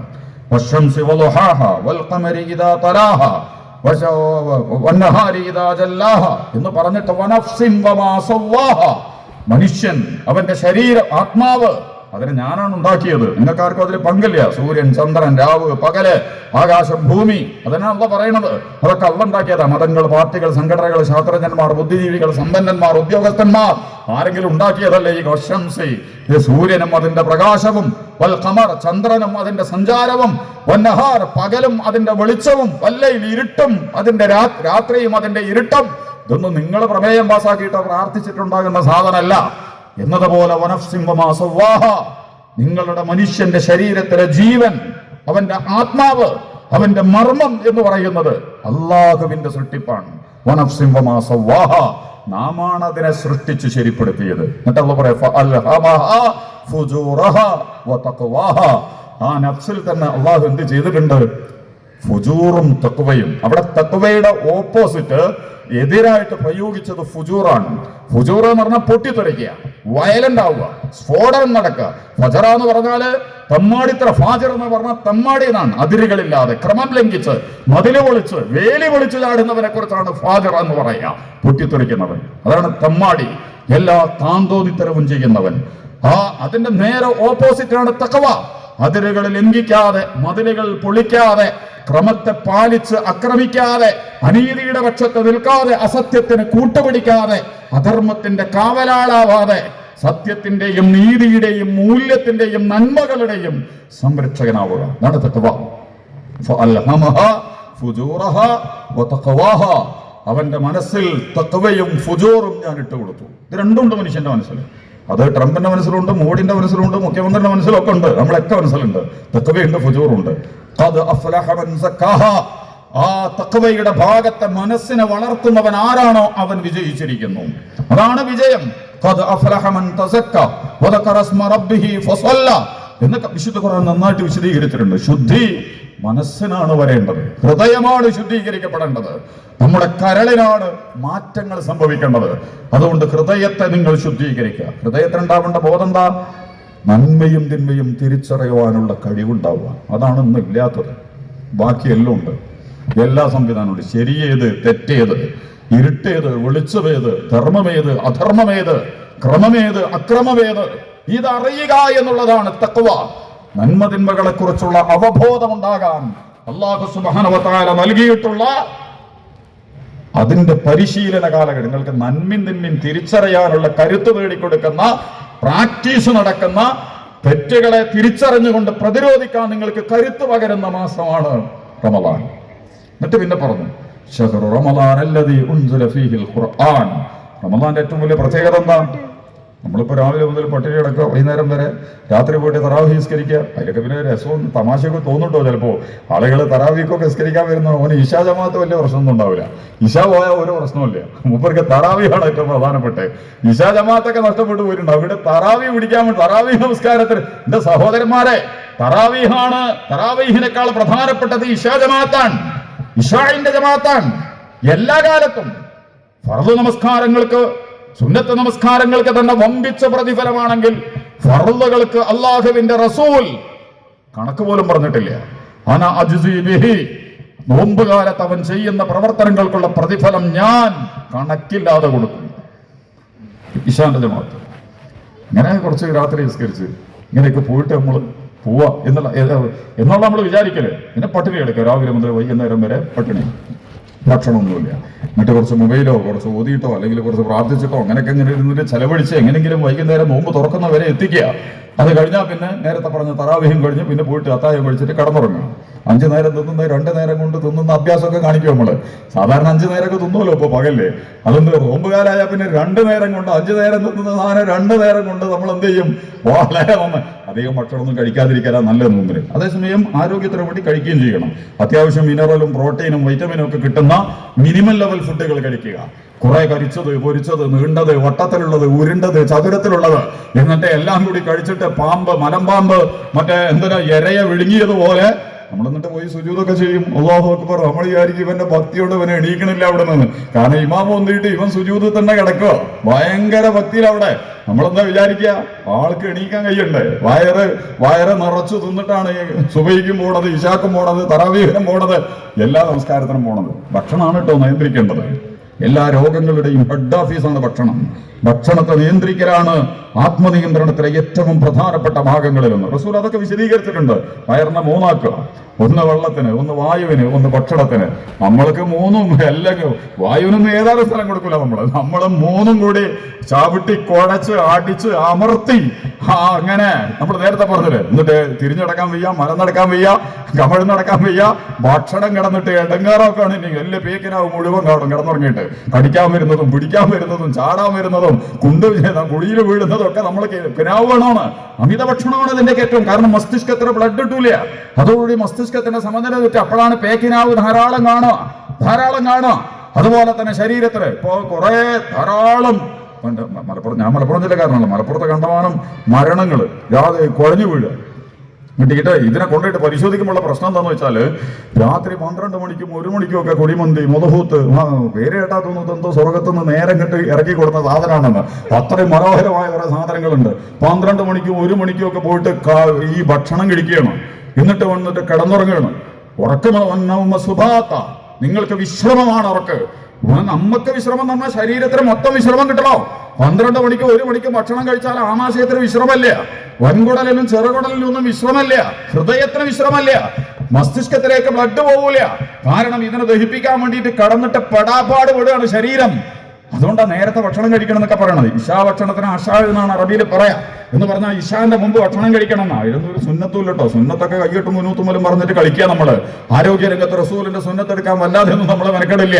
മാരിവിസ്കാരം കഴിഞ്ഞ ഭക്ഷണം കഴിക്കുക, ഇശാ കഴിഞ്ഞ ഉടനെ കിടന്നുറങ്ങുക, വളരെ നേരത്തെ കിടന്ന് വളരെ നേരത്തെ എണീക്കുക. എത്ര നേരത്തെ കിടക്കണോ അത്രയും നല്ലത്, എത്ര നേരത്തെ എഴുന്നേൽക്കുന്നോ അത്രയും നല്ലത്. വൈകി കിടന്ന് വൈകി എഴുന്നേൽക്കുക, വൈകി ഭക്ഷണം കഴിക്കുക എന്നൊന്നും പറയുന്നത് ഒരാരോഗ്യത്തിന്റെയും ഒരു സാമൂഹിക ക്രമത്തിന്റെയും ഒരു ഈമാനിന്റെയും ഒരു ലക്ഷണവും ഇല്ലാത്ത പണികളാണ് ഇപ്പൊ ഭക്ഷണം. അപ്പൊ അങ്ങനെ നമ്മൾ നോമ്പ് കൊടുക്കും. എന്നിട്ട് പക്ഷെ അള്ളാഹ് പറയണത് ഈ മാസത്തിൽ നിങ്ങൾക്ക് ഇറങ്ങേണ്ടത് ശഹ്റു റമദാൻ അല്ലദീ ഉൻസില ഫീഹിൽ ഖുർആൻ, ഈ മാസത്തിലെ ഹീറോ ഖുർആനാണ്. ഖുർആൻ അവതീർണമായ മാസമാണിത്. നമ്മുടെ വീട്ടിലൊരു കല്യാണം ഉണ്ടെന്ന് വെച്ചോ, നമ്മുടെ വീട്ടിലൊരു മംഗലം നല്ല കല്യാണം വരും. നമ്മുടെ മകളെ നമ്മൾ പുതുവെണ്ണായിട്ട് അയക്കുന്നു, നമ്മുടെ മകൻ പുതിയാപ്പിളയായിട്ട് വരനായിട്ട് മാറുന്നു. ഭയങ്കര ആഘോഷമായിരിക്കും. അതിന്റെ ഒരു മാസം മുമ്പ് തന്നെ പരിപാടിയൊക്കെ തുടങ്ങും. നമ്മൾ അലങ്കരിക്കല്, പെയിന്റ് അടിക്കല്, ആളുകളെ വിളിക്കല്, കല്യാണത്തെ കുറിച്ചുള്ള ഗൗരവമുള്ള ആലോചനകള്, എത്ര ആള്, ഏതൊക്കെ തരം ഫുഡ്, ഏതൊക്കെ തരം പരിപാടി, എങ്ങനെയാണ് പോക്കും വരവും ഒക്കെ ഉണ്ടാവും, ഇതൊക്കെ നമ്മൾ ആലോചിക്കൂലേ. എല്ലാ പരിപാടിയും നടത്തും. ഒപ്പന, ദഫ്മുട്ട്, അതൊക്കെ പിന്നെ മാന്യതയുള്ള ഒരു സാധനം. അതിന്റെ അപ്പുറത്ത് ഇവിടേക്ക് എങ്ങനെ നടക്കാൻ അറിയില്ല കേട്ടോ. ചിലയിടത്തൊക്കെ എന്തൊക്കെ നടക്കും അല്ലാഹു അഅലം. കല്യാണത്തിന്റെ തലേ നടക്കണം മൈലാഞ്ചി പാട്ട്, മഞ്ഞപ്പാട്ട്, ഇപ്പൊ ചുവപ്പ് പാട്ട് എന്നൊക്കെ പറഞ്ഞിട്ട് സകല ആണും പെണ്ണും ഒക്കെ കൂടി ആടി കവല മറിഞ്ഞ് അല്ലാഹു വളരെ മഹത്തരമായി പഠിപ്പിച്ച വിവാഹത്തെ ആഭാസവും അനാശാസ്യതയ്ക്ക് പറ്റുന്ന കല്യാണങ്ങളൊക്കെ മുസ്ലിം സമുദായത്തിൽ ഇപ്പൊ നടന്നുകൊണ്ടിരിക്കുന്നുണ്ട്. നിങ്ങൾ എവിടെയൊക്കെ അങ്ങനെ നടക്കണ്ടോ എന്ന് എനിക്കറിയില്ല. ഉണ്ടെങ്കിൽ നിങ്ങളൊക്കെ നന്നായിട്ട് ആലോചിക്കണം, നല്ലതാണ്. നമുക്ക് പ്രത്യേകിച്ച് പ്രശ്നമൊന്നുമില്ല. അവനവനാണ് അള്ളാഹിനോട് സമാധാനം പറയേണ്ടി വരിക. അല്ല കമ്മിറ്റിയോ സംഘടനയോ വ്യക്തിയാണ് അള്ളാഹിനോട് മറുപടി പറയേണ്ടി വരിക. ആർക്ക് വേണ്ടിയിട്ടാണ് ഇതൊക്കെ ചെയ്തതെന്നുള്ളത്. അപ്പൊ കല്യാണം, പക്ഷെ ഈ കല്യാണത്തില് ഒരു ഹീറോ ഉണ്ട്. അതാരാ? പുതുവെണ്ണാണ്. ആ പുതുവെണ്ണ് അന്ന് രാത്രി ഓടിപ്പോയി ഒരുത്തന്റെ കൂടെ. എന്താ പോയിക്കുക? പിന്നെ നിങ്ങൾ ഒപ്പന നടത്തിയതും മൈലാഞ്ചി ഇട്ടതും പെയിന്റ് അടിച്ചതും പന്തലിട്ടതും അതിനൊന്നും ഒരു വിലയില്ല. കാരണം എന്താ? ഇതൊക്കെ ചെയ്ത് ഇതിനു വേണ്ടിയിട്ടാണ്. ഈ പുതുവെണ്ണ ഇറങ്ങുന്നതിന് വേണ്ടിയിട്ടാ. നിങ്ങളെ മകൻ അന്ന് നിക്കാഹ് ചെയ്യും, പുതിയാപ്പിളയാവും. അവനെന്ത് ചെയ്തു? തല കുത്തി വീണ് ഒരു ആക്സിഡന്റില് നിക്കാഹ് നടന്നില്ല. അപ്പൊ മൈലാഞ്ചി പാട്ടുണ്ടായിരുന്നു, തലേന്ന് ഭയങ്കര പരിപാടി ഉണ്ടായിരുന്നു, പെയിന്റ് അടിച്ചിരുന്നു, 10,000 ആളുകൾ പങ്കെടുത്തിരുന്നു. അതുകൊണ്ടൊന്നും കല്യാണം എന്ന് പറയില്ല. കാരണം എന്താ? ഈ നിക്കാഹ് നടക്കണം, പുതിയാപ്പിള പുതുവെണ്ണ് എന്നതുപോലെ റമദാനിലെ പുതുമാരൻ, റമദാനിലെ പുതുവെണ്ണ് എന്ന് പറയും, ഹീറോ എന്ന് പറയുന്നത്. മനസ്സിലാകാൻ പറഞ്ഞ കേട്ടോ, അതൊന്നുമല്ല ഖുർആൻ. റമദാനിൽ ഇറങ്ങേണ്ടത് ഖുർആനാണ് നമ്മുടെ നെഞ്ചകങ്ങളിൽ. ആ ഖുർആന്റെ വരവിന് വേണ്ടിയാണ്, ആ ഖുർആനെ സ്വീകരിക്കാൻ വേണ്ടിയാണ്, ആ ഖുർആനിനെ ഏറ്റെടുക്കാൻ വേണ്ടിയാണ്, ആ ഖുർആനിന് വേണ്ടി എഴുന്നേറ്റ് നിൽക്കാൻ വേണ്ടിയാണ്, ആ ഖുർആനിലൂടെ മുന്നോട്ട് പോകുന്നതിന് വേണ്ടിയാണ്, ആ ഖുർആനിന് വേണ്ടി നിലകൊള്ളുന്നതിന് വേണ്ടിയാണ് പരിശുദ്ധ റമദാൻ. എന്നിട്ട് ഖുർആനില്ലേ മൊബൈൽ ഇറങ്ങി. അതുകൊണ്ടാണ് പറഞ്ഞത്, ഈ നമ്മള് ഖുർആൻ എടുത്താൽ എന്താവും? ഉറക്കം വരും അല്ലേ? ഖുർആൻ ഓതാൻ തുടങ്ങിയാൽ നിങ്ങൾക്ക് ഉറക്കം വരുന്നില്ലെങ്കിൽ നിങ്ങൾ ചെയ്യേണ്ട പണി എന്താ വെച്ചാൽ ഖുർആൻ ഓതിയാൽ മതി. നിങ്ങൾക്ക് പെട്ടെന്ന് ഉറങ്ങാം, ഒരു പ്രശ്നം ഉണ്ടാവില്ല. റസൂൽ തന്നെ പറയില്ല ഖുർആൻ, ഖുർആൻ നിങ്ങൾ തലയിണയാക്കരുത്. അതായത് മൊത്തം ജീവിതം ഈ തലയിണ എന്ന് പറയുന്നത് ഒരു പ്രത്യേക പ്രയോഗമാണല്ലോ. കൈയൊന്ന് കുത്തി വെക്കാന്, കാലൊന്ന് നീട്ടി വെക്കാന്, അതുപോലെ തന്നെ പെരടിക്ക് ഒരു ചാര് ഇവിടെ ഒന്നും കൊടുക്കാന്, മൊത്തം ജീവിതത്തിന് ആവശ്യമില്ല. നമുക്ക് താല്പര്യം ഉണ്ടാകുമ്പോൾ ഇൻഷാ അല്ലാഹ് തബാറക അല്ലാഹ് എന്നൊക്കെ പറഞ്ഞിട്ട് ചൂഷണോ അട്ടിമറിയും തട്ടിപ്പൊക്കെ നടത്തിയിട്ട് വീടുണ്ടാക്കുമ്പോൾ അതിമ എഴുതി വെക്കും ഹാദാ മിൻ ഫദ്ലി റബ്ബി, ഇത് അള്ളാന്റെ ഔദാര്യമാകുന്നു. അപ്പൊ ഖുർആനിലെ ആയത്തായി. വല്ല അസുഖം അപ്പോട്ടെ, ഞാൻ അതിന്റെ വിശദീകരണത്തിലേക്ക് പോകണം, അത്രയും ഇതായിട്ട് നമ്മൾ പറയണ്ട. ഞാൻ പറഞ്ഞതിന്റെ അർത്ഥം ഖുർആൻ അങ്ങനെ ഒരു അഡ്ജസ്റ്റ്മെന്റ് സാധനമായി, എപ്പോഴെങ്കിലുമുള്ള ഒരു അപ്പൻഡിക്സ് വസ്തുവായി. ട്രെയിനിലൊക്കെ യാത്ര ചെയ്യുമ്പോൾ ചെറിയ തലക്കടി കിട്ടും. നമ്മളെ ഇവിടെ ഈ പെരടിക്ക് വേദന ഇല്ലാതിരിക്കാൻ വേണ്ടിയിട്ട് നമ്മൾ തന്നെ കാറ്റൊക്കെ അടിച്ചിട്ട് കൊണ്ടുപോകും. എന്നതുപോലെ ഒരു ആശ്വാസത്തിന്, ഒരു കുളിർമയ്ക്ക്, ഒരു സമാധാനത്തിന്, ഒരു ചാരക ഒരു തലയിണ പോലെ ഒരു സാധനമായി ഖുർആൻ കയ്യിൽ. ഖുർആൻ പിന്നെന്താ, ഒരു സുഖത്തിന്, ഒന്ന് ചാരി കിടക്കാൻ, ഒന്ന് ചെരിഞ്ഞു കിടക്കാൻ, ഒരു ആശ്വാസത്തിന്. അങ്ങനെ നിങ്ങൾ ഖുർആൻ എടുക്കരുത്. ഖുർആൻ നമ്മൾ ഖുർആൻ എടുത്താല് ചിലപ്പോൾ ഉറങ്ങിപ്പോകും, നന്നായിട്ട് ഉറങ്ങും. ഉറങ്ങാത്ത സാധനമാണ് മൊബൈൽ എന്ന് പറയാനാണ് ഞാൻ ഇത്രയും പറഞ്ഞത്. നിങ്ങൾ മൊബൈൽ എടുത്തോക്ക്, ഉറങ്ങൂല. രാത്രി 12 മണിക്ക് എടുത്തോ, 3-4 മണി വരെ നിങ്ങൾക്ക് ഇരിക്കാം. ഇബ്ലീസ്, ശൈത്താന്, താഗൂത്ത്, സകല വഷളത്തരങ്ങളും ഇസ്രായേലിന്റെ സാധനം. അത് മനുഷ്യനെ, നമ്മുടെ തലമുറകളെ, മനുഷ്യത്വത്തെ ഇങ്ങനെ വെല്ലുവിളിക്കാൻ പറ്റിയ ഒരു, ഇതിനേറ്റവും നന്നായിട്ട് ഉപയോഗിച്ചപ്പോൾ ഹമാസ് ആട്ടോ, ഫലസ്തീൻ. അത് വേറെ നമ്മൾ പിടിക്കണം. ഒരധികം ഒന്നും ഉപയോഗിക്കില്ല, യഹൂദന്മാരെ അധികം ഉപയോഗിക്കില്ല മൊബൈല് കണ്ടമാനം ഉപയോഗിക്കൂല. കാരണം മൊബൈലില് നമ്മളെ അറിയും. പണ്ടിപ്പോ എന്റെ മനസ്സെന്താ നിങ്ങൾക്ക് അറിയില്ല, ഒരാൾക്കും അറിയില്ല. എന്റെ വാപ്പാന്റെ മനസ്സെന്താ, അമ്മാന്റെ മനസ്സെന്താ നമുക്ക് അറിയില്ലല്ലോ. പക്ഷെ ഇപ്പൊ നമ്മളെ മൊബൈൽ എടുത്തു നോക്കിയാൽ നമ്മളെ മനസ്സിലിപ്പോ മനസ്സിലാവും എന്തൊക്കെ കണ്ടു, ഏതൊക്കെ കേട്ടു, എവിടെയൊക്കെ ഇറങ്ങി, എവിടെയൊക്കെ കയറി, ആരെയൊക്കെ നോക്കി. അപ്പോൾ നമ്മളെ മാനസിക വ്യവഹാരങ്ങൾ അങ്ങനെയാണ്. കോർപ്പറേറ്റുകൾ, ഭരണകൂടങ്ങൾ, ഉദ്യോഗസ്ഥന്മാർ വ്യക്തികളെ വിശകലനം ചെയ്ത് ആധുനിക ലോകത്തെ കോർപ്പറേറ്റ് തന്ത്രങ്ങളും രാഷ്ട്രീയ കാപട്യങ്ങളും അടിച്ചമർത്തലുകളും ഇളക്കിമറിക്കലുകളും ഒക്കെ നടത്തുന്നത് ഈ മൊബൈൽ ശൃംഖല വെച്ചുകൊണ്ടാണ്. അതിലേക്ക് നമ്മൾ പോണില്ല. പക്ഷെ ഇതിലേക്കുള്ള എന്താ, ഒന്ന് നിൽക്കിയാൽ 10 വാതിൽ തുറക്കും, 10 വാതിൽ നിൽക്കിയാൽ 1000 വാതിൽ തുറക്കും. പിന്നെ നമ്മൾ നേരത്തെ പറഞ്ഞ മുതൽ ഒരു പോക്കാം, ഇതിലേക്കാ പോവാ, എന്തൊക്കെയാ കണ്ടത്, എന്തൊക്കെയാ കിട്ടിയത്, ഒരു വർത്താനം ഉണ്ടാവില്ല. മനുഷ്യന് ഇത് കമ്മ്യൂണിക്കേഷന് വേണ്ടി ഉണ്ടാക്കിയ സാധനം എന്ന് ആൾക്കാർ പറയല്. കമ്മ്യൂണിക്കേഷൻ എന്ന് പറഞ്ഞാൽ നമ്മളെ തമ്മിൽ അടുപ്പുണ്ടാക്കാൻ, പെട്ടെന്ന് വിവരങ്ങളൊക്കെ കൈമാറാൻ, പരസ്പരം കൂടുതൽ അടുപ്പുണ്ടാക്കാൻ വേണ്ടിയിട്ടാണ് മൊബൈൽ വന്നതെന്ന് പറയാം. നിങ്ങൾ ശരിക്കും ആലോചിച്ചുകൊണ്ട് ഈ സാധനം വന്നതിന് ശേഷം നിങ്ങൾക്ക് ഉമ്മാനോട് ഇഷ്ടം കൂടിയോ, ഉമ്മാനായിട്ട് അടുപ്പം കൂടിയോ? എൻ്റെ വീട്ടിൽ മൊബൈൽ ഉണ്ട്, അതോട് ഞാനും ഉമ്മയും തമ്മിൽ ഭയങ്കര ഇന്റിമസിയാണ്, ഭയങ്കര ബന്ധമാണ്. അതുപോലെ എൻ്റെ പെണ്ണ് പറയണം, എൻ്റെ പുതിയാപ്പിളായിട്ട് ഞങ്ങൾ തമ്മിൽ ഭയങ്കരമായി ഫോണ് വന്നതിന് ശേഷം. മക്കളും മാതാപിതാക്കളും തമ്മിലുള്ള ബന്ധം, ജ്യേഷ്ഠാനിയന്മാർ തമ്മിലുള്ള ബന്ധം, അയൽപക്കങ്ങൾ തമ്മിലുള്ള ബന്ധം ഒക്കെ ഉഷാറായോ? അടുക്കേണ്ടവരോടൊന്നും അടുക്കാതിരിക്കുകയും അടുക്കാൻ പാടില്ലാത്തവരോടൊക്കെ അടുക്കുകയും ചെയ്യുന്ന അപകടകരമായ വസ്തുവായി നമ്മുടെ രാവുകളെയും പകലുകളെയും ഒക്കെ നമ്മളിൽ നിന്ന് കവർന്നെടുക്കുന്നു. അതുകൊണ്ട് ഞാൻ പറഞ്ഞത്, ഈ മൊബൈലിൽ നോക്കി ഇരുന്നിട്ട് ഒന്നും റമദാനിൽ സമയം കളയരുത്. പക്ഷെ മൊബൈലിൽ കാണാൻ പറ്റിയതൊന്നും നല്ല കൊണ്ട് ഖുർആനിൽ നിന്ന് കിട്ടും, ഹദീസ് കിട്ടും, ചരിത്രം കിട്ടും, പാഠങ്ങൾ കിട്ടും, ഖുതുബകൾ കിട്ടും, പ്രഭാഷണം, എല്ലാ സാധനവും കിട്ടും. പക്ഷെ അതന്നെയാണോ നോക്കണത് എന്നുള്ളത് നമ്മൾ തീരുമാനിക്കണം. കാരണം അതിൻ്റെ ഉള്ളിലേക്ക് നമ്മൾ ഇറങ്ങിപ്പോകാൻ നിന്നാൽ അപ്പൊ അതിനെയൊക്കെ ശരിക്കും സൗമ പ്രഖ്യാപിക്കേണ്ടത്, നമ്മൾ ഫാസ്റ്റിംഗ്, നോമ്പിൽ ഉപേക്ഷിക്കലാണല്ലോ, ഭക്ഷണം ഉപേക്ഷിക്കുക. ശരിക്കും ഉപേക്ഷിക്കാൻ പഠിക്കേണ്ടത് ഒന്ന് നമ്മുടെ നെറ്റ്വർക്ക് സംവിധാനങ്ങൾ, TV സംവിധാനങ്ങൾ, മീഡിയ സംവിധാനങ്ങൾ. തൽക്കാലം അങ്ങനെ ഒരു സമയമൊക്കെ നിശ്ചയിച്ച് കുറച്ച് ഭക്ഷണം കഴിക്കണ പോലെ കുറച്ചു നേരം വാർത്തയൊക്കെ കാണാം. 24 മണിക്കൂറും വരിക, വന്നാൽ സ്വിച്ച് കൊണ്ടിടുക, എന്നിട്ട് ഹാന്ന് പറഞ്ഞിട്ട് ഇരിക്കുക. അതിന്റെ മുമ്പിൽ എന്നിട്ട് ആങ്കർമാർ കിടന്നിട്ട് അമറലും മലർച്ചയും ചാടലും മറിയലും. എന്താ അവിടെ സംഭവിക്കുന്നത്? പണ്ട് സംഭവിച്ചു തന്നെ സംഭവിച്ചുകൊണ്ടിരിക്കുന്നത്. ഇത് കണ്ടിട്ട് നമ്മൾ എന്തൊരു വിട്ടികളാവണം? നിലപാടുകളാണ് വേണ്ടത്, സമീപനങ്ങളാണ് വേണ്ടത്, തീരുമാനങ്ങളാണ് വേണ്ടത്, പ്രതികരണങ്ങളാണ് വേണ്ടത്. കാഴ്ചകൾ കണ്ടു നിൽക്കുന്ന കണ്ണുണ്ടായിട്ടും കാണാത്ത, കാതുണ്ടായിട്ടും കേൾക്കാത്ത, ഹൃദയമുണ്ടായിട്ടും കാര്യങ്ങളൊന്നും മനസ്സിലാക്കാതെ കണ്ട് കണ്ട് കണ്ട് കണ്ട് കേട്ട് കേട്ട് കേട്ട് കേട്ട് അങ്ങനെ മണ്ടരി ബാധിച്ച് ചിന്തയ്ക്ക്, ബുദ്ധിക്ക്, ബോധത്തിന്, നിലപാടിനൊക്കെ പരാജയം സംഭവിച്ചിരിക്കുന്നു. അത് കുറച്ച് സമയം കാണണം, അതിന് സമയം വെക്കുക. ലോറിന്റെ സമയമുണ്ട്, അസറിന്റെ സമയമുണ്ട്, സുബഹിക്ക് സുബയുടെ സമയമുണ്ട്. അല്ല വെറുതെ വെച്ചൊന്നുമല്ല നമസ്കാരത്തിന്റെ സമയം. ഒരു ടൈം ടേബിൾ ഉണ്ടാവണം. ഇന്ന സമയത്ത് അത് നിസ്കാരം തോന്നിയ പോലെ ചെയ്യാൻ പറ്റുമോ? തക്ബീറത്തുൽ ഇഹ്റാം, ഫാത്തിഹ സൂറത്ത്, പിന്നീട് റുക്കൂ, പിന്നീട് ഇഅ്തിദാൽ, പിന്നെ സുജൂദ്, ഒരാൾ സുജൂദ് തന്നെ ചെയ്യുക. ഇത്തിദാല് വേണ്ട, ഖിയാമ് വേണ്ട, സൂറത്ത് വേണ്ട, മൂപ്പര് സുജൂദിൽ കിടന്ന് വട്ടം കറങ്ങുക. ഒരാൾ ഇത്തിദാലിൽ കിടന്നിട്ട് വട്ടം കറങ്ങുക. ഒരാൾ റുക്കോയിൽ കിടന്നിട്ട് വട്ടം കറങ്ങുക. ഒരാൾ ഫാത്തിഹ സൂറത്തും മാത്രം ഓതുന്ന പരിപാടി നടത്തുക. അതൊന്നും പറ്റില്ല. പാകത്തിനും അളവിനും എല്ലാം ചേർത്ത് വെച്ച് ക്രമപ്രവൃത്തമായി. ഇപ്പൊ സുബഹിന്റെ സമയത്ത് നിസ്കരിക്കണം എന്ന് പറഞ്ഞാൽ അത് ഇശാക്ക് നിസ്കരിക്കാൻ പറ്റില്ല. എന്ന പോലെ ഇശാക്ക് ചെയ്യേണ്ട പണി ഇശാക്ക് ചെയ്യുക. മഗ്‌രിബിന് ചെയ്യേണ്ട പണി 4 മണിക്ക് കളിക്കുകയാണെങ്കിൽ 4 മണിക്ക് കളിക്കുക.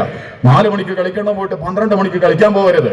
ഉച്ചക്ക് ഭക്ഷണം കഴിക്കേണ്ടവൻ പോയിട്ട് വൈകുന്നേരം 6 മണിക്ക് അല്ലെങ്കിൽ 4 മണിക്ക് ഭക്ഷണം കഴിക്കരുത്. 4 മണിക്ക് ഭക്ഷണം കഴിക്കേണ്ടവൻ പോയിട്ട് 12 മണിക്ക് രാത്രി ഭക്ഷണം കഴിക്കരുത്. കാരണം എല്ലാറ്റിനും ഇന്ന സ്വലാത്ത കാനത അലൽ മുഅ്മിനീന കിതാബൻ മൗഖൂത, നിങ്ങൾക്ക് വ്യവസ്ഥാപിതമായ ഒരു ടൈം ടേബിൾ ആണ്. ഈ സമയം മാത്സ്, പിന്നെ സോഷ്യൽ, പിന്നെ ബയോളജി, പിന്നെ കെമിസ്ട്രി, പിന്നെ അറബി, പിന്നെ മാത്സ്, ഹിസ്റ്ററി, അങ്ങനെയുണ്ടല്ലോ ക്രമം. അതിനാണ് നമസ്കാരം. അച്ചടക്കവും വ്യവസ്ഥയും ക്രമവും നിലപാടുകളും ഉണ്ടാക്കാനാണ് ഈ നമസ്കാരം. എന്നതുപോലെ നമ്മൾ എന്ത് ചെയ്യണം? ക്രമപ്പെടുത്തണം. എന്റെ സഹോദരന്മാരോടും എനിക്ക് പറയാനുള്ളത്, റമദാനിന്റെ ദിനരാത്രങ്ങളെ വളരെ മനോഹരമായി അച്ചടക്കമുള്ളതാക്കുക. രാവിലെ തുടങ്ങി പിറ്റേന്ന് രാവിലെ വരെ നമ്മൾ എന്ത് ചെയ്യും? എന്റെ മക്കൾ എന്ത് ചെയ്യും? എന്റെ ഇണകൾ എന്ത് ചെയ്യും? എന്റെ ഉമ്മ എന്ത് ചെയ്യും? എന്റെ ഉപ്പ എന്ത് ചെയ്യും? ഞാൻ എന്ത് ചെയ്യും? ഞങ്ങൾ വീട്ടിൽ എന്തൊക്കെ ചെയ്യും? വളരെ നേരത്തെ കാലത്തെ ഇരുന്നിട്ട് നിങ്ങൾ ആലോചിക്കുക. ഓരോ സംഗതിക്കും കൃത്യമായ ടൈമിംഗ് നിശ്ചയിക്കുക. ഭക്ഷണം പോലും എന്തുണ്ടാക്കണമെന്ന് നിങ്ങൾ മുൻകൂട്ടി തീരുമാനിക്കുക.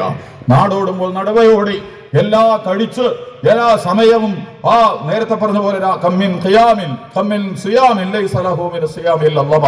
എത്ര നോമ്പുകാരാ നമ്മുടെ നോമ്പുകൊണ്ട് ഒരു ഉപകാരമില്ല. വെറുതെ പട്ടിണി കിടന്ന് നിങ്ങൾ ദാഹിച്ച് പലഞ്ഞ് പട്ടിണി കിടന്നു എന്നല്ലാതെ കമ്മിൻ ഖിയാമിൻ രാത്രി നമസ്കരിക്കാൻ വരുന്ന ആളുകള് ഉറക്കുപോയി തടി വെലിഞ്ഞ് ശരീരത്തിന് ക്ഷീണം കിട്ടിയെന്നല്ലാതെ. കാരണം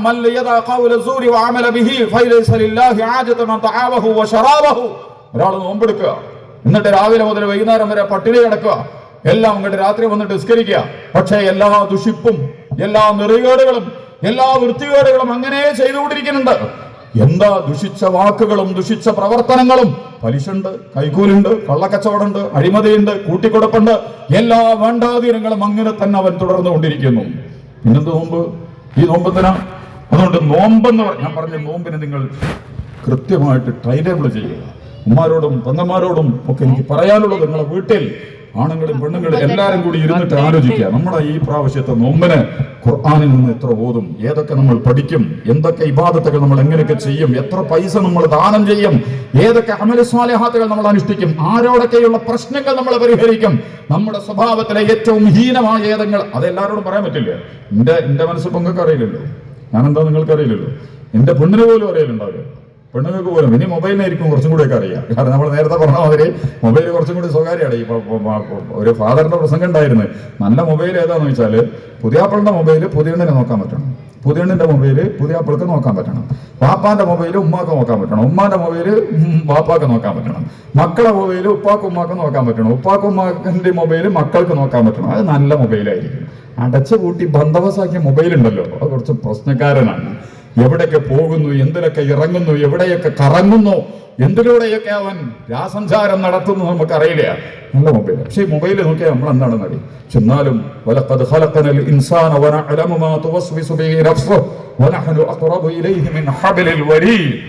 നിങ്ങളോട് ഏറ്റവും അടുത്ത് ഞാനാണ്.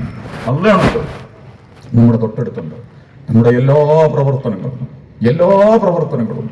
അല്ലാഹു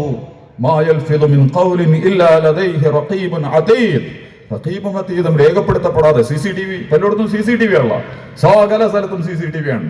അതുകൊണ്ട് കാരണം ആളുകൾ കേടുവരുന്നു എന്നുള്ള ലക്ഷണമാണ് ഈ CCTV. ആളുകൾ നല്ലവരാണെങ്കിൽ CCTV വെക്കേണ്ട കാര്യമുണ്ടോ? ആളുകൾ മോശപ്പെടാൻ തുടങ്ങിയിരിക്കും. ഈ ബസ്സിലൊക്കെ സീറ്റ് വെക്കണ പോലെ ഭിന്നശേഷിക്കാർക്ക്, ഗർഭിണിക്ക്, അതുപോലെ തന്നെ 70 വയസ്സായവന് 90. അതിന്റെ അർത്ഥം എന്താ? നമ്മൾ വിചാരിക്കുന്നത് നല്ല നിയമമാണെന്ന്. അതിന്റെ അർത്ഥം എന്താന്ന് വെച്ചാൽ മനുഷ്യന്മാരാരും ബഹുമാനിക്കൂല, ആർക്കും അവനാൻ്റെ ഒന്നും വിട്ടുകൊടുക്കൂല. അതുകൊണ്ട് എഴുതി വെക്കേണ്ടി വരിക. എടാ എഴുതിക്ക് അവിടുന്ന് ഒരു ഉമ്മ കയറി വരുന്നുണ്ട്, 10-60 വയസ്സുണ്ട്, ഈ മാറ്, അവർക്ക് സംവരണമുള്ള സീറ്റാ എന്ന് വരാൻ അങ്ങോട്ട് അങ്ങനെ നിർബന്ധം ഉണ്ടെങ്കിലേ ഇപ്പൊ മാറിക്കൊടുക്കും. ഇതൊന്നും നന്നാവുന്നതിന്റെ ലക്ഷണമല്ല, കേടുവരുന്നതിന്റെ ലക്ഷണം. എന്ന പോലെ CCTV. അള്ളാഹുവിന്റെ നിരീക്ഷണത്തിലാണ് നമ്മൾ. എല്ലാ സമയവും കരുണാവാരിധി അള്ളാഹു നമ്മളെ നോക്കിക്കൊണ്ടേയിരിക്കുകയാണ്. എന്താണ് നീ ചെയ്യുന്നത്? നമ്മുടെ മനസ്സിന്റെ വികാരങ്ങളും വിചാരങ്ങളും വിഹ്വലതകളും ആശകളും ആശങ്കകളും ആഗ്രഹങ്ങളും അത്യാഗ്രഹങ്ങളും അക്രമവാസനകളും ഒക്കെ അറിയുന്നവനാണ് അള്ളാഹു. അള്ളാന്റെ മുമ്പിൽ നമ്മുടെ ഹൃദയം തുറന്നു വെക്കണ്ടേ? ഞാനങ്ങളും ശരിക്കും സ്വകാര്യമായിട്ട് ആലോചിച്ച് നോക്കിയാൽ കുറേ പ്രശ്നങ്ങൾ നമുക്കുണ്ടല്ലോ. എന്തൊക്കെ ഇന്നലകളിലേക്ക് ബേക്കറിലേക്ക് ഇങ്ങോട്ട് തിരിഞ്ഞു നോക്കുമ്പോൾ ധാരാളം മസസ് കുറേയൊക്കെ നമ്മൾ മറന്നു പോയിട്ടുണ്ടാവും. പക്ഷെ എന്നാൽ പോലും ആരോടൊക്കെ എന്തൊക്കെ ഉമ്മാനോട് എങ്ങനെ പെരുമാറിയത്, ഉപ്പാനോട് എങ്ങനെ പെരുമാറിയത്, ഇണയോട് എങ്ങനെ പെരുമാറിയത്, മക്കളോട് എങ്ങനെ പെരുമാറിയത്, അയൽപക്കക്കാരോട് എങ്ങനെ പെരുമാറിയത്, ജ്യേഷ്ഠാനിയന്മാരോട് എങ്ങനെ പെരുമാറിയത്, നമ്മുടെ ബിസിനസ്സിലെ രീതിശാസ്ത്രം എന്തായിരുന്നു, നമ്മുടെ രാഷ്ട്രീയ പ്രവർത്തനത്തിലെ സത്യസന്ധത എന്തായിരുന്നു, മതരംഗത്ത് നമ്മൾ എങ്ങനെയാണ് ഉണ്ടായിരുന്നത്, നാട്ടുകാരോടും സമൂഹത്തോടും ഒക്കെ എങ്ങനെയാണ് ഇടപഴകിയത്, നമ്മുടെ കല്യാണവും സൽക്കാരവും അതുപോലെ തന്നെ സന്തോഷവും സങ്കടങ്ങളും ഒക്കെ എങ്ങനെയായിരുന്നു. ധാരാളം പ്രശ്നങ്ങൾ പല ഭാഗത്തുണ്ട്, എല്ലാ ഭാഗത്തുണ്ട്. ഇതെല്ലാം കൂടി ആലോചിച്ചിട്ട് കരുണാവാരിധി അള്ളാഹുവിന്റെ മുമ്പിൽ എഴുന്നേറ്റ് നിന്നിട്ട് കണ്ണില് വെള്ളം നിറക്കാൻ പറ്റിയ ഏറ്റവും നല്ല സമയമാണ് റമളാൻ. നമ്മുടെ ഭൂമിന്റെ അടുത്തേക്കുള്ള ആകാശത്തേക്ക് അല്ല ഇറങ്ങി. ഭൂമി എന്ന് പറഞ്ഞാൽ വളരെ ചെറിയ സാധനം കേട്ടോ, വളരെ ചെറിയ സാധന. 3 ക്രിക്കറ്റ് ഗ്രൗണ്ടിൽ ഒരു സാധാരണ ക്രിക്കറ്റ് ബോൾ വെച്ചാലുള്ള വലുപ്പമുള്ളൂ സൗരയൂഥത്തിൽ ഭൂമി എന്ന് പറയുന്നത്. സൂര്യൻ എന്ന് പറയുന്ന വാപ്പ, അതിന്റെ ചുറ്റുമുള്ള 8-9 മക്കളുള്ള ഈ ഭൂമിയും ചൊവ്വയും വ്യാഴവും നെപ്റ്റ്യൂണും എന്നൊക്കെ പറഞ്ഞിട്ട് കറങ്ങി തരുന്ന ഒരു വീടാണത്. ഒരു വീട്, ഒരു വാർഡിലെ ഒരു വീട് മാത്രമാണ്. ഒരു പഞ്ചായത്ത്, ഒരു വാർഡിലെ ഒരു വീടാണത്. ഒരു വാർഡ് എന്ന് പറയുന്നത് പഞ്ചായത്തിലെ ഒരു വാർഡാ. പഞ്ചായത്ത് എന്ന് പറയുന്നത് ഒരു ബ്ലോക്കിലെ ഒരു പഞ്ചായത്ത് മാത്രമാണ്. ആ പഞ്ചായത്ത് എന്ന് പറയുന്നത് മണ്ഡലത്തിലെ ഒരു ബ്ലോക്കാണ്.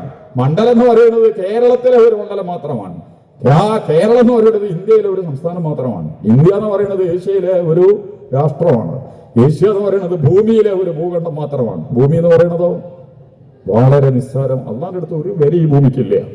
വളരെ നിസ്സാരമായ ഭൂമിയാണ് ഈ ഭൂമി. നമ്മൾ വിചാരിക്കുന്ന പോലെ ഖുർആൻ കുറെ സ്ഥലത്ത് കൈകാര്യം ചെയ്തിട്ടുണ്ട്. നമ്മൾ നേരത്തെ പറഞ്ഞില്ല, വയറിന് വേണ്ടി പരക്കം പായുന്നതിൻ്റെ ഇടയിൽ ഈ ടോൾസ്റ്റോയിന്റെ കഥ ഉണ്ട്. ഒരു ചങ്ങാതി എന്താണ് വലിയ മുതലാളിയോട് ചെന്നിട്ട് ചോദിക്കും, പഴയ കാലത്ത് കാശൊന്നുമില്ലല്ലോ, പണം ഉണ്ടാവില്ല. ആളുകൾ എന്തെങ്കിലും ഭൂമി കൊടുക്കും, അല്ലെങ്കിൽ ധാന്യങ്ങൾ വിത്തുകൾ മുളപ്പിക്കാനുള്ള എന്തെങ്കിലും സാധനം കൊടുക്കുകയാണ് ചെയ്യുക ദാനൊക്കെ ചോദിക്കുമ്പോൾ. അപ്പോൾ കയ്യിൽ ഒന്നും ഇല്ലാത്തതുകൊണ്ട് സ്വത്തും ഭൂമിയൊന്നുമില്ല ഇയാളെ കയ്യിൽ. ഇയാളെ വന്നിട്ട് ഒരു മുതലാളിയോട് പറഞ്ഞു, മുതലാളി എനിക്ക് കുറെ പ്രശ്നങ്ങളുണ്ട്, മക്കളും മരുമക്കളും കുടുംബമൊക്കെ ആയിട്ട് വലിയ കുടുംബമാണ്, പല പ്രശ്നങ്ങളും കൈകാര്യം ചെയ്യാൻ നിങ്ങൾ എന്തെങ്കിലും തരണം. അപ്പോൾ മുതലാളി പറഞ്ഞു, ഈ നാളെ രാവിലെ നടക്കാൻ തുടങ്ങിക്കോ. രാവിലെ സൂര്യൻ ഉദിക്കുമ്പോൾ ഈ നടക്കുക. വൈകുന്നേരം എവിടെ എത്തുന്ന വെച്ചെങ്കിൽ വൈകുന്നേരം നീ എത്തുന്ന അത്രയും സ്ഥലം സമചതുരം അളവിൽ നിനക്ക് ഞാൻ തരും, നിനക്ക് സന്തോഷമാവും. അതോടുകൂടി എൻ്റെ പ്രശ്നങ്ങൾ പരിഹരിക്കും. ഇയാൾ വീട്ടിൽ വന്ന് ഭാര്യയോട് പറഞ്ഞിടി നമ്മുടെ ബുദ്ധിമുട്ടൊക്കെ തീരാൻ പോവുക, മകളെ കെട്ടിക്കുക, മകനെ പഠിപ്പിക്കുക, കച്ചവടം പുതിയത് ആരംഭിക്കുക, വീട് നന്നാക്കുക, എല്ലാ പ്രശ്നവും തീരും, നമുക്ക് ധാരാളം കൃഷിയിടം കിട്ടാൻ പോവുക. എന്നീ മുതലാളി എന്നോട് അങ്ങനെ പറഞ്ഞിട്ടുണ്ട്. രാവിലെ പോയിട്ട് വൈകുന്നേരം എവിടെ എത്തണം വെച്ചെങ്കിൽ അത്രയും ഭൂമി തരാമെന്ന്. അങ്ങനെ രാവിലെ ഇയാൾ ഓട്ടം തുടങ്ങുക. ഭയങ്കര ഓട്ടമാണ്. രാവിലെ ഇയാൾ നടക്കുക ഭയങ്കര സന്തോഷത്തിൽ ആണ് നടക്കാൻ ആരംഭിക്കുക. നടക്കുമ്പോഴൊക്കെ സന്തോഷം. കാരണം ഒരു കാലടി വെക്കുമ്പോൾ ബാക്കിലേക്ക് വരുന്നതൊക്കെ മൂപ്പർക്ക് കിട്ടുകയാണല്ലോ. അതുകൊണ്ട് അതിന്റെ സന്തോഷത്തിലാണ് മൂപ്പർ പോയിക്കൊണ്ടിരിക്കുന്നത്. 1, 2, 3. പക്ഷെ മനുഷ്യനാണ്. കുറച്ച് കഴിഞ്ഞപ്പോൾ ഇയാൾ ആവശ്യം അതിനൊപ്പം നടക്കുന്നത് കുറച്ച് സ്പീഡിലാണ് നടന്നാൽ എന്താ, പതുക്കെ നടക്കുന്നതിനേക്കാൾ 3 ഇരട്ടിയെങ്കിലും അധികം കിട്ടും കുറച്ച് സ്പീഡിൽ നടന്നാല്. അങ്ങനെ മൂപ്പര് അപ്പോ കുറച്ചും കൂടി സ്പീഡിൽ നടക്കാൻ തുടങ്ങി. അപ്പോൾ കൂടുതൽ സന്തോഷമായി. കാരണം 3 ഇരട്ടി 4 ഇരട്ടി ഒരുമിച്ച് വരികയാണ് കയ്യിലേക്ക്. അപ്പോൾ കുറച്ച് കഴിഞ്ഞപ്പോൾ വീണ്ടും ബുദ്ധി വർക്ക് ചെയ്യാൻ തുടങ്ങി. അങ്ങനെ എന്തിനപ്പം നടത്താൻ ഓടിക്കൂടെ? ഓടുകയാണെങ്കിൽ 8 ഇരട്ടി 7 ഇരട്ടെങ്കിലും കൂടുതൽ അധികം കിട്ടും. ഇങ്ങനെ പിന്നെ ഓട്ടം ആരംഭിക്കുകയാണ്. ഓടണം. അതിൽ ഭാര്യ വിളിക്കുന്നുണ്ട്, ഇതാ ചോറ് കഴിക്ക്, ഇത്തിരി ഭക്ഷണമൊക്കെ കഴിക്കുക, നാസ്തിയൊക്കെ ഒന്ന് കഴിക്കുക. എടി ഇതൊക്കെ നാളെ കഴിക്കുക, ഇനി എത്ര സമയമുണ്ട് നമുക്ക്, ഇതിന്നേ സമയമുള്ളൂ, ഇപ്പൊ കിട്ടുന്നതേ ഇപ്പൊ കിട്ടോ എന്നും പറഞ്ഞിട്ട് ഇയാൾ ഓടുകയാണ് അങ്ങേയറ്റത്തേക്ക്. വൈകുന്നേരം സൂര്യൻ അസ്തമിക്കുന്നതിന്റെ ഏതാനും നിമിഷങ്ങൾക്ക് മുമ്പ് തകർന്ന് ബോധരഹിതനായി മസിലും ശരീരമൊക്കെ ക്ഷീണിച്ച് ഇയാൾ വീഴുകയാണ്. ആൾക്കാരൊക്കെ ഓടിക്കൂടി, തളർന്നിട്ടെന്ന് ആളുകൾ ഓടിക്കൂടി. വെള്ളം എന്നൊക്കെ ആരൊക്കെയോ പറഞ്ഞു. വെള്ളം കൊണ്ടുപോയിട്ട് ആരൊക്കെയോ ചുണ്ടലൊക്കെ വെച്ചു കൊടുത്ത് വായിലേക്ക് ഒഴിച്ചു കൊടുത്ത വെള്ളം മൂക്കിലൂടെ ഇങ്ങോട്ട് തന്നെ ഒഴുകി വന്ന് അങ്ങോട്ട് പോകുന്നില്ല. അത് വെള്ളത്തിനും ഭക്ഷണത്തിനും ഒക്കെ വേണ്ടിയിട്ടാണ് ജീവിക്കണത്. പക്ഷെ ഈ സാധനം ഇറങ്ങി പോണില്ല. ഇയാൾ അവിടെ കടന്ന് ഇയാളുടെ കഥ തീരുക.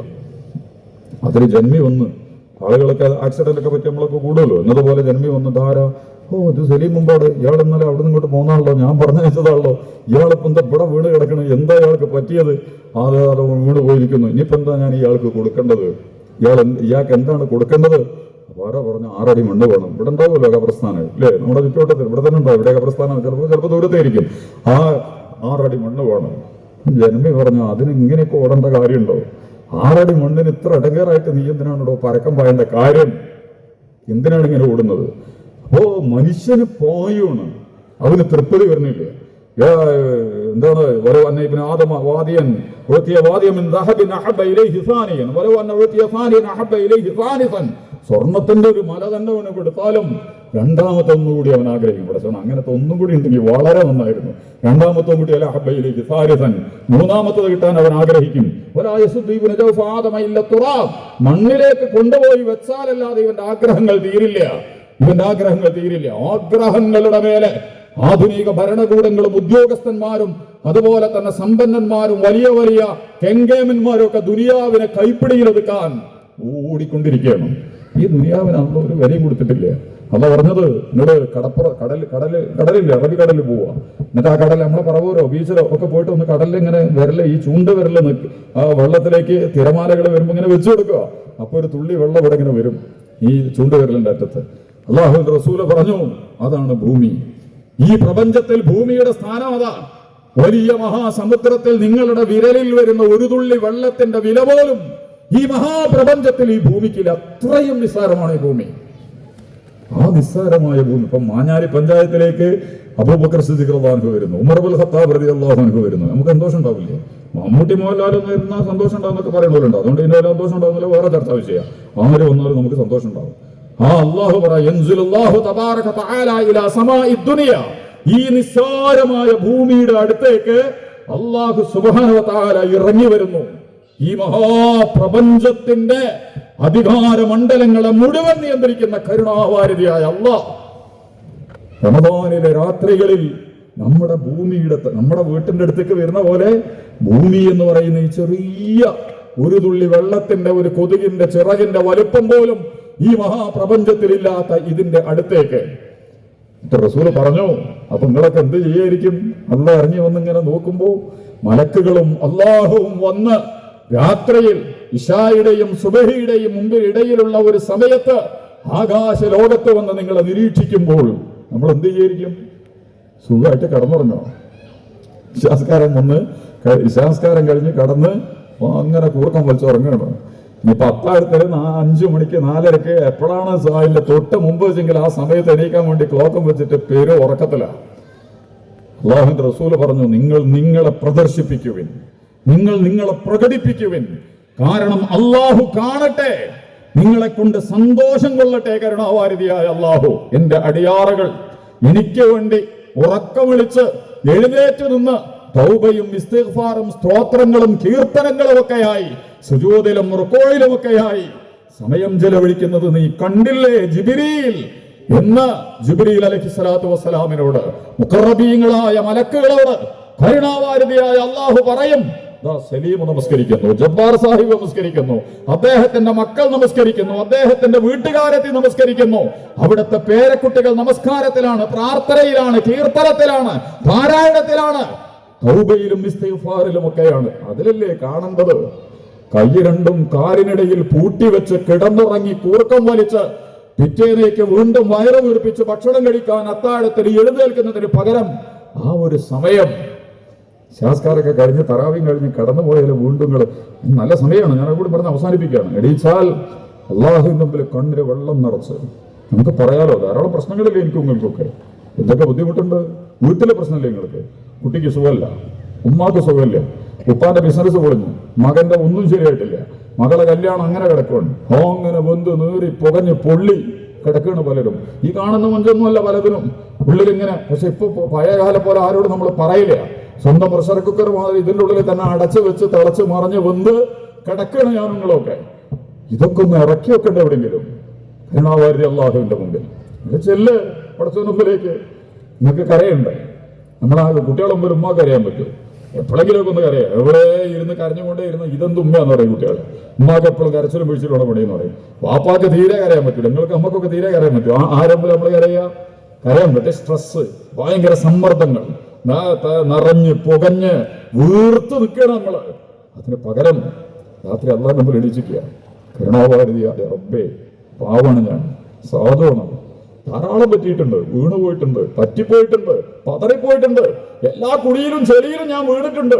പക്ഷെ അല്ലാഹു നീ കാരുണ്യവാനാണല്ലോ, എന്നോട് പൊറുക്കണം, എന്നെ കൈപിടിച്ച് ഉയർത്തണം, നിന്റെ കണ്ണും കരളും എന്നിൽ പതിയണം, നീ എന്നെ തലോടണം, നിന്റെ അനുഗ്രഹങ്ങൾ എന്റെ മേൽ ചൊരിയണം, നീ എന്നോട് പൊറുക്കണം, നീ എന്നോട് വിശാലത കാണിക്കണം, എന്റെ എല്ലാ ചതിക്കുഴികളിൽ നിന്നും നീ എന്നെ രക്ഷപ്പെടുത്തണം. കണ്ണിലെ വെള്ളം നിറച്ച് പറയുന്നത് അള്ളാന്റെ മുമ്പില്. അതിനെ പറ്റുന്ന ഏറ്റവും നല്ല സമയമാണ് ഈ പരിശുദ്ധ റമദാൻ മാസം. നന്നായിട്ട് ഒരു ചരിത്രം പറഞ്ഞ നമുക്ക് അവസാനിപ്പിക്കാം. മഹാനായ എന്തൊക്കെ പണിയെടുക്കും നമ്മൾ ശുചീകരിക്കാൻ. നിങ്ങളുടെ എന്താണ് ദുഷ്കർമ്മങ്ങൾക്ക് ദുർഗന്ധം ഉണ്ടായിരുന്നെങ്കിൽ നമ്മളെന്നെ തോറ്റ് തൊപ്പിയിട്ട് പണയം വെച്ച് പോവുമായിരുന്നു നമ്മൾ അതിൻ്റെ അടുത്തുനിന്ന്. അള്ളാഹ് മറച്ചു വെച്ചോണ്ടാണ്. കാരണം നമ്മുടെ തെറ്റും കുറ്റമൊക്കെ അള്ളാഹ് അതിൻ്റെ ഉള്ളിലിട്ട് വെച്ച് പൂട്ടിയേക്കാണ്. അള്ളാഹു എല്ലാം വെളിച്ചത്ത് കൊണ്ടുവരാൻ തീരുമാനിച്ചാൽ അള്ളാഹ് ഒളിച്ചു വെച്ചതല്ലേ അത് നിനക്ക് പോയി. അപ്പോ ഈ പെണ്ണ് ഓമരിയായ പെണ്ണ് പറയുന്ന മറുപടി ഉണ്ട്, അള്ളാന്റെ റസൂലേ ഒക്കെ ശരി, ഇത് നിങ്ങളെ പറ്റിക്കാം, വീട്ടുകാരെ പറ്റിക്കാം, നാട്ടുകാരെ പറ്റിക്കാം, പക്ഷെ നാളെ ഞാൻ അവിടെ വരൂലേ മഹ്ശറയിൽ. അള്ളാഹുവിന്റെ റസൂലെ മഹ്ശറയിൽ ആരാണിത് ഏറ്റെടുക്കുക? എന്റെ ഈ പാപങ്ങൾ ആരേറ്റെടുക്കും? അള്ളാഹുവിന്റെ റസൂലെ ഞാൻ ആഗ്രഹിക്കുന്നു എന്റെ എല്ലാം വിടുന്നു തീരണം. നാളെ പരലോകത്ത് ക്ലീൻ ആയിരിക്കണം. ഞാൻ അള്ളാഹിന്റെ അടുത്ത് ഒരു പ്രശ്നം എനിക്കുണ്ടാവരുത്.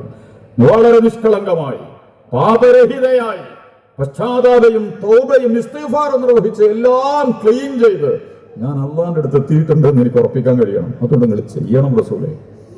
എന്നിട്ട് റസൂല് ശീലൊക്കെ ചുറ്റി എറിയാൻ പറയുന്നുണ്ട്. അങ്ങനെ ആളുകൾ കല്ലെറിഞ്ഞ് അങ്ങനെ എറിയുന്ന സന്ദർഭത്തെ ദീർഘമായ ഹദീസുകൾ 2-3 ഹദീസുകൾ അതിന്റെ വിശദീകരണങ്ങളുണ്ട്. എന്നിട്ട് കല്ല് ചെന്ന് നെറ്റിയിൽ കൊണ്ടിട്ട് രക്തം ചീറ്റി തെറിച്ചു. ഒരു സഹാബിയുടെ ശരീരത്തിലേക്ക് ചോര തെറിച്ചു, രക്തം തെറിച്ച്. അയാള് പറഞ്ഞു, അയ്യോ വൃത്തിയിട്ട പെണ്ണ്, അവളുടെ ചോര വ്യഭിചാരിയല്ലേ, അവളുടെ രക്തന്റെ ഷർട്ടിലേക്കൊക്കെ തെറിച്ചു എന്ന് പറഞ്ഞിട്ട് മോശപ്പെട്ട. അപ്പൊ റസൂൽ ഇത് കേൾക്കുന്നുണ്ട്. റസൂൽ അയാളോട് പറഞ്ഞു, ഓ അവളുടെ തൗബ ഉണ്ടല്ലോ, അവളുടെ ഇസ്തിഗ്ഫാർ ഉണ്ടല്ലോ, മദീനയിലെ എല്ലാ വീടുകളിലും കൊണ്ടുപോയി ഓഹരി വെച്ചു കൊടുത്താൽ അവരൊക്കെയും നാളെ സ്വർഗത്തിലേക്ക് പോകും. അത്രയും വലിയ തൗബയാണ്, ഇസ്തിഗ്ഫാറാണ് അവർ നിർവഹിച്ചിട്ടുള്ളത്. അള്ളാഹുവിനെ കണ്ടുമുട്ടാൻ. പ്രിയപ്പെട്ട സഹോദരന്മാരെ സഹോദരിമാരെ, എന്തൊക്കെ ഉണ്ടിരിക്കും നിങ്ങൾക്കൊക്കെ? നമ്മൾ നാണം കെടുന്ന, നമ്മൾ അപമാനിക്കപ്പെടുന്ന, നമ്മൾ നിസ്സഹായരാക്കി മാറ്റപ്പെടുന്ന നാളെ മഹ്ശറയിൽ വെച്ച് രേഖകൾ നൽകപ്പെടുന്ന സന്ദർഭത്തിൽ നമ്മുടെ മക്കളും കുട്ടികളും ഇളകളും വാപ്പയും ഉമ്മയൊക്കെ നിൽക്കുമ്പോ നമ്മളത് എല്ലാം കൂടി പ്രദർശനത്തിന് വെച്ചാൽ പല്ല് കടിക്കും നമ്മൾ, വിരല് കടിച്ചു മുറിക്കും നമ്മൾ. സങ്കടങ്ങൾ സഹിക്കാൻ കഴിയാതെ മക്കളൊക്കെ പറയും, ഇതാണ് എൻ്റെ ഉപ്പയമ്മയും, ഇത് ഭയങ്കര ഹീറോ എന്ന് ഞാൻ വിചാരിച്ചിരുന്നത്. പെണ്ണുങ്ങളെ കുറിച്ച് നമ്മൾ പറയും, ഓള് ഭയങ്കര ഉഷാറായിരുന്നു, ഓളെ കഥയാണ് ഇപ്പൊ ഈ കാണുന്നത്. അവൾ ഇങ്ങോട്ടും പറയും, എന്റെ പുതിയാപ്പിള ഭയങ്കരനായിരുന്നു, അയാളെ വഷളത്തരങ്ങളാണ് ഇപ്പൊ ഈ കണ്ടുകൊണ്ടിരിക്കുന്നത്. വാപ്പയമ്മയും പറയും, അഭിമാനികളായ മക്കളായിരുന്നു, ഇപ്പൊ ഈ മക്കളാണ് മാനം കെടുത്ത ഈ കാഴ്ചകൾ കാണുന്നത് സ്വയം. അതുകൊണ്ടാണ് റസൂൽ സൂറത്തുൽ ആൽ ഇംറാന്റെ അവസാനത്തിലുണ്ടല്ലോ, ലാ തുഖ്സിറ യൗമൽ ഖിയാമ, മാനം കെടുത്തല്ലേ, നിന്ദ്യരാക്കല്ലേ, ഞങ്ങളുടെ തെറ്റുകളൊക്കെ ഡിലീറ്റ് ചെയ്യണം, മായ്ച്ചു കളയണം, ഒന്നും ബാക്കി ഉണ്ടാവരുത്. അള്ളാഹുവേ നീ എനിക്ക് പുറത്തു തരണം. ഞാൻ പറഞ്ഞത് അത് മാത്രമല്ല, ബാക്കി കാര്യങ്ങളും പറയാനുണ്ട്. മുസ്ലിം ഉമ്മത്തിന്റെ കാര്യങ്ങൾ, ഈ സമുദ ബൈത്തുൽ മുഖദ്ദസ് മുതൽ കഅബ വരെയുള്ള ബാബരി മസ്ജിദ് മുതൽ ഓരോ പള്ളികളും വെല്ലുവിളിക്കപ്പെടാൻ പോകുന്ന, ഓരോ മുസ്ലിം പൗരന്റെയും ജീവന്റെയും ശരീരമൊക്കെ ടാർഗറ്റ് ചെയ്യപ്പെടുന്ന വളരെ മാരകമായ കുതന്ത്രങ്ങൾ ആസൂത്രണം ചെയ്യപ്പെടുന്ന കാലത്ത് കയ്യ് ഉയർത്തി താഴ്ത്താൻ സമയമില്ലാത്തവണ്ണം ഉയർത്തിപ്പിടിച്ച് സംഘപരിവാരത്തിനുള്ള പരീക്ഷണമായി, അമേരിക്കക്കുള്ള പരീക്ഷണമായി, RSSനുള്ള പരീക്ഷണമായി ഞങ്ങളെ നീ വിട്ടുകൊടുക്കല്ലേ റഹ്മാനെ. എല്ലാ അക്രമകാരികളിൽ നിന്നും നീ ഞങ്ങളെ സഹായിക്കണേ റഹ്മാനെ, രക്ഷപ്പെടുത്തണേ സബ്ബുരാനെ. ഞങ്ങളോട് കരുണയും സ്നേഹവും ഇല്ലാത്തവർക്ക് ഞങ്ങളുടെ മുകളിൽ അധികാരവും ആധിപത്യവും കൊടുക്കല്ലേ റബ്ബേ. ആരാണോ ഞങ്ങളുടെ ശത്രുക്കൾ അവരോട് പോരാടാനുള്ള കരുത്ത് നീ ഞങ്ങൾക്ക് നൽകണേ തമ്പുരാനെ. അക്രമികളോട് വിപ്ലവാത്മകമായി ചെറുത്തു നിൽക്കാൻ നീ ഞങ്ങളെ സഹായിക്കണേ റബ്ബേ. എന്തൊക്കെ പറയാനുണ്ടെന്നാണ് ഞാൻ പറയുന്നത്. നമ്മുടെ വ്യക്തിപരമായ തെറ്റുകുറ്റങ്ങൾ മുതൽ നമ്മളുടെ മുസ്ലിം ഉമ്മത്തും മനുഷ്യരോഗവുമായി ബന്ധപ്പെട്ട വിഷയങ്ങളെ അടക്കം കരുണാവാരിധിയായ അള്ളാഹുവിന്റെ മുമ്പിൽ കൈപിടിച്ച് കയ്യുയർത്തി കണ്ണ് നനഞ്ഞ് കരള് നനഞ്ഞ് പറയാൻ ലഭിക്കുന്ന ഏറ്റവും നല്ല അവസരമാണ് പരിശുദ്ധ റമദാനിലെ ദിനരാത്രങ്ങൾ എന്ന് പറയുന്നത്. ഞാൻ അവസാനിപ്പിക്കുന്നു. അതുകൊണ്ട് ഖുർആൻ ഇറങ്ങണം, തഖ്വ ലഭിക്കണം. ഖുർആനെയും തഖ്വയെയും കൈവശപ്പെടുത്താൻ സാധിക്കുകയും ഒരു മാസത്തെ നോമ്പെടുക്കുന്നതിലൂടെ പിറന്നു വീണ കുട്ടിയേക്കാൾ അവസാനം നമ്മളോട് അള്ളാഹുവിന്റെ മലക്കുകൾ വന്ന് നമ്മളോട് കൊണ്ടുപോകാൻ പോവല്ലേ എന്ന് ചോദിക്കുകയാണ് നമ്മളോട്. നമുക്കൊക്കെ ഇപ്പം മരിക്കാൻ പേടിയാണല്ലോ. ഒരു കഥ പറഞ്ഞ് അവസാനിപ്പിക്കും. ഈ ജമാലുദ്ദീൻ റൂമിയുണ്ട്, അദ്ദേഹത്തിന്റെ ഒരു കഥ ഉണ്ട്. അതിലദ്ദേഹം പറയേ, ഒരു മനുഷ്യൻ വീട്ടിൽ നിന്ന് ഇറങ്ങാണ്. വീട്ടിൽ നിന്ന് ഇറങ്ങിയപ്പോൾ തന്നെ ബാക്കില് അസറായില്, പിന്നില് അസറായിലാണ്. തിരിഞ്ഞു നോക്കുമ്പോൾ അസറായില് പിന്നില്. നമ്മളൊക്കെ കാണാൻ പോകുന്ന മലക്ക് അസറായില് മാത്രമാണ്. ജബരീൽ ഒന്നും നമ്മൾ കണ്ടിട്ടില്ല, വേറെ ഒരു മലക്കും നമ്മൾ കണ്ടിട്ടില്ല. മിക്കവാറും നമ്മൾ കാണാൻ പോകുന്ന മലക്ക് അസറായിലാണ്. ഇയാള് അസറായിലാന്ന് ഇയാൾക്ക് മനസ്സിലായതുകൊണ്ട് ഒരു പേടി തുടങ്ങി. എന്റെ ഒരു കാര്യവും കഴിഞ്ഞിട്ടില്ല. അവിടെ വീട്ടില് മകര് കുട്ടികള്, ഉമ്മ ഉപ്പ, വീട്, കൃഷി ഒക്കെ ബാക്കി കിടക്കുക. ഇപ്പോഴാണ് അസറായിലിന്റെ ബാക്കിൽ വെക്കണത്. ഓട്ടായി ആള് പരക്കെ ഓടി വെന്നിലേക്ക് നോക്കുമ്പോഴൊക്കെ അസറായിലുണ്ട്. അവസാനം ഓടി സുലൈമാൻ നബി അലൈഹി സ്വലാത്തു വസ്സലാമിന്റെ അടുത്ത് ചെന്നു. സുലൈമാൻ നബിന്റെ അടുത്ത് എന്നിട്ട് പറഞ്ഞു, സുലൈമാൻ പ്രവാചകരെ, എന്താടാ ഇങ്ങനെ ഓടിക്കാച്ച് വരുന്നത്? റസൂലെ, എന്നാ എന്റെ ബേക്കൽ അസറായിൽ, ഇന്റെ ഒരു പരിപാടി കഴിഞ്ഞിട്ടില്ല. എന്തൊക്കെ ചെയ്യേണ്ടതാണ് നിങ്ങൾ? അതുകൊണ്ട് ഇന്നൊന്ന് രക്ഷപ്പെടുത്തണം, നിങ്ങൾ എങ്ങനെയെങ്കിലും രക്ഷപ്പെടുത്തണം. ഞാൻ എന്താ ചെയ്യടോ? എനിക്ക് നിങ്ങൾ കാറ്റിന് കീഴ്പ്പെടുത്തി തന്നിട്ടില്ലേ അല്ലാഹു? സൂറത്ത് സബയിലും സൂറത്ത് നംലിലൊക്കെ ആ ഭാഗങ്ങളുണ്ട്. ഒരു ദിവസം കൊണ്ട് 2 മാസം സഞ്ചരിക്കാനുള്ള ദൂരം ഒരു ദിവസത്തെ കാറ്റുകൊണ്ട് സുലൈമാൻ നബി സഞ്ചരിച്ചിരുന്നു. കാറ്റിന്റെ മാലാഖമാരെയൊക്കെ കീഴ്പ്പെടുത്തി കൊടുത്തുകൊണ്ട്. അതുകൊണ്ട് നിങ്ങൾ കാറ്റിനെ വിളിച്ചിട്ട് എന്നെ ഇന്ത്യയിലേക്ക് എത്തിച്ചുകൊണ്ടാ. അപ്പോ സുലൈമാൻ നബി അലൈഹി സ്വലാത്തു വസ്സലാം കാറ്റിനെ വിളിച്ചു എന്നാണ് പറയുന്നത്. കാറ്റിനെ വിളിച്ചിട്ട് പറഞ്ഞു, ഇയാളെ ഇന്ത്യയിലേക്ക് എത്തിച്ചു കൊടുക്കും. അങ്ങനെ ഇയാൾ ഇന്ത്യയിലേക്ക് എത്തി. അപ്പൊ അസ്രായേൽ വരുന്നുണ്ട്. അസ്രായേൽ വന്നിട്ട് സുലൈമാൻ നബിന്റെ അടുത്ത് എത്തി. അസ്സലാമു അലൈക്കും യാ സുലൈമാൻ. വലൈക്കും അസ്സലാം. അസ്രായേൽ, എന്താ അസ്രായേലെ വിശേഷം? ഒന്നുമില്ല റസൂലെ, ഞാൻ ഇതാ സലീം അമ്പാട്, മൂപ്പരുടെ ജനനം അമ്പാടാണ് എഴുതിയിരിക്കുന്നത്. മരണം ആഞ്ഞാലി, പറവൂര്, ആലുവ എന്നൊക്കെ എഴുതിയിരിക്കുന്നത്. പക്ഷെ ഇയാളെ മമ്പാടുന്നുണ്ട് ഇറങ്ങണ്ടേ? എപ്പോ നോക്കിയാലും മമ്പാട് തന്നെ. മമ്പാട് നിന്ന് പുറത്തേ അടിയാലല്ലേ ഇവിടെ വന്നിട്ട് പിടിക്കാം. ഇപ്പൊ അമേരിക്ക പുറത്തിറങ്ങിയിട്ടുണ്ട് കേട്ടോ, ഇസ്രായേലിന്റെ ചുറ്റുമൊക്കെ, ഇറാന്റെ ചുറ്റുമൊക്കെ പുറത്തിറങ്ങിയാലേ. കാരണം ഫിറഔന് കടലിൽ തന്നെ നിന്നാലും മുങ്ങൂലല്ലോ, കൊട്ടാരത്തിൽ തന്നെ നിന്നാലേ, പുറത്തിറങ്ങിയാലേ മുങ്ങുള്ളൂ. അമേരിക്കൊക്കെ പുറത്തിറങ്ങുന്ന പറഞ്ഞ പോലെ പുറത്തിറങ്ങേണ്ട ആരെങ്കിലും ഒക്കെ. ഇയാൾ എപ്പോ നോക്കിയാലും മമ്പാട്. ഇയാളെ ജനനം ഫലസ്തീനും മരണം ഇന്ത്യയിലാണ് രേഖപ്പെടുത്തിയിരിക്കുന്നത്. എന്നിട്ട് ഞാൻ പുസ്തകത്തിലേക്ക് നോക്കി, ഇനി 3 മിനിറ്റാ ബാക്കിയുള്ളത്. എനിക്ക് അയാൾ ഇന്ത്യയിലേക്ക് എത്തിക്കാനുള്ള ഒരു കഴിവിന്റെ കയ്യിലില്ല. ഞാൻ അങ്ങനെ എട്ടങ്ങേറായിരുന്നു റസൂലെ, എന്താ ചെയ്യേണ്ടതെന്നറിയാതെ. അൽഹംദുലില്ലാഹ്, അള്ളാഹുവിന്റെ ഖുദ്റത്ത്, ലാ ഹൗല വലാ ഖുവത ഇല്ലാ ബില്ലാഹ്, പടച്ചവന്റെ കഴിവ് അതിഭയങ്കരമാണ്. അയാൾ അവിടെ എത്തിയിട്ടുണ്ട്. ഇനി ഞാൻ പോവാണ് എന്നും പറഞ്ഞിട്ട് ഇങ്ങോട്ട് പോരുകയാണ്. ഇല്ല, നിങ്ങള് നമ്മുടെയൊക്കെ മക്കള്, നമ്മുടെ ചിന്തകള്, കാര്യങ്ങളോട് പറയാനുള്ളത്, നിങ്ങളെ കുട്ടികളുടെ മക്കളെയൊക്കെ നിങ്ങൾ യാത്ര അയക്കലില്ലേ? ഉമ്മാനായിക്കും, ഉപ്പാനായിക്കും, വാപ്പാനായിക്കും, ഭർത്താവിനായിരിക്കും. നമ്മളൊക്കെ ഇറങ്ങിപ്പോണ്ടേ വീട്ടിൽ നിന്ന് ഒരു ദിവസം. കെട്ടുകൾ 3 കെട്ടി കട്ടിലുണ്ടൊരു യാത്ര, മടക്കമില്ലാത്ത യാത്ര, തിരിച്ചു വരാത്ത യാത്ര. ഒരെവിടെ പോയാലും തിരിച്ചു വരും.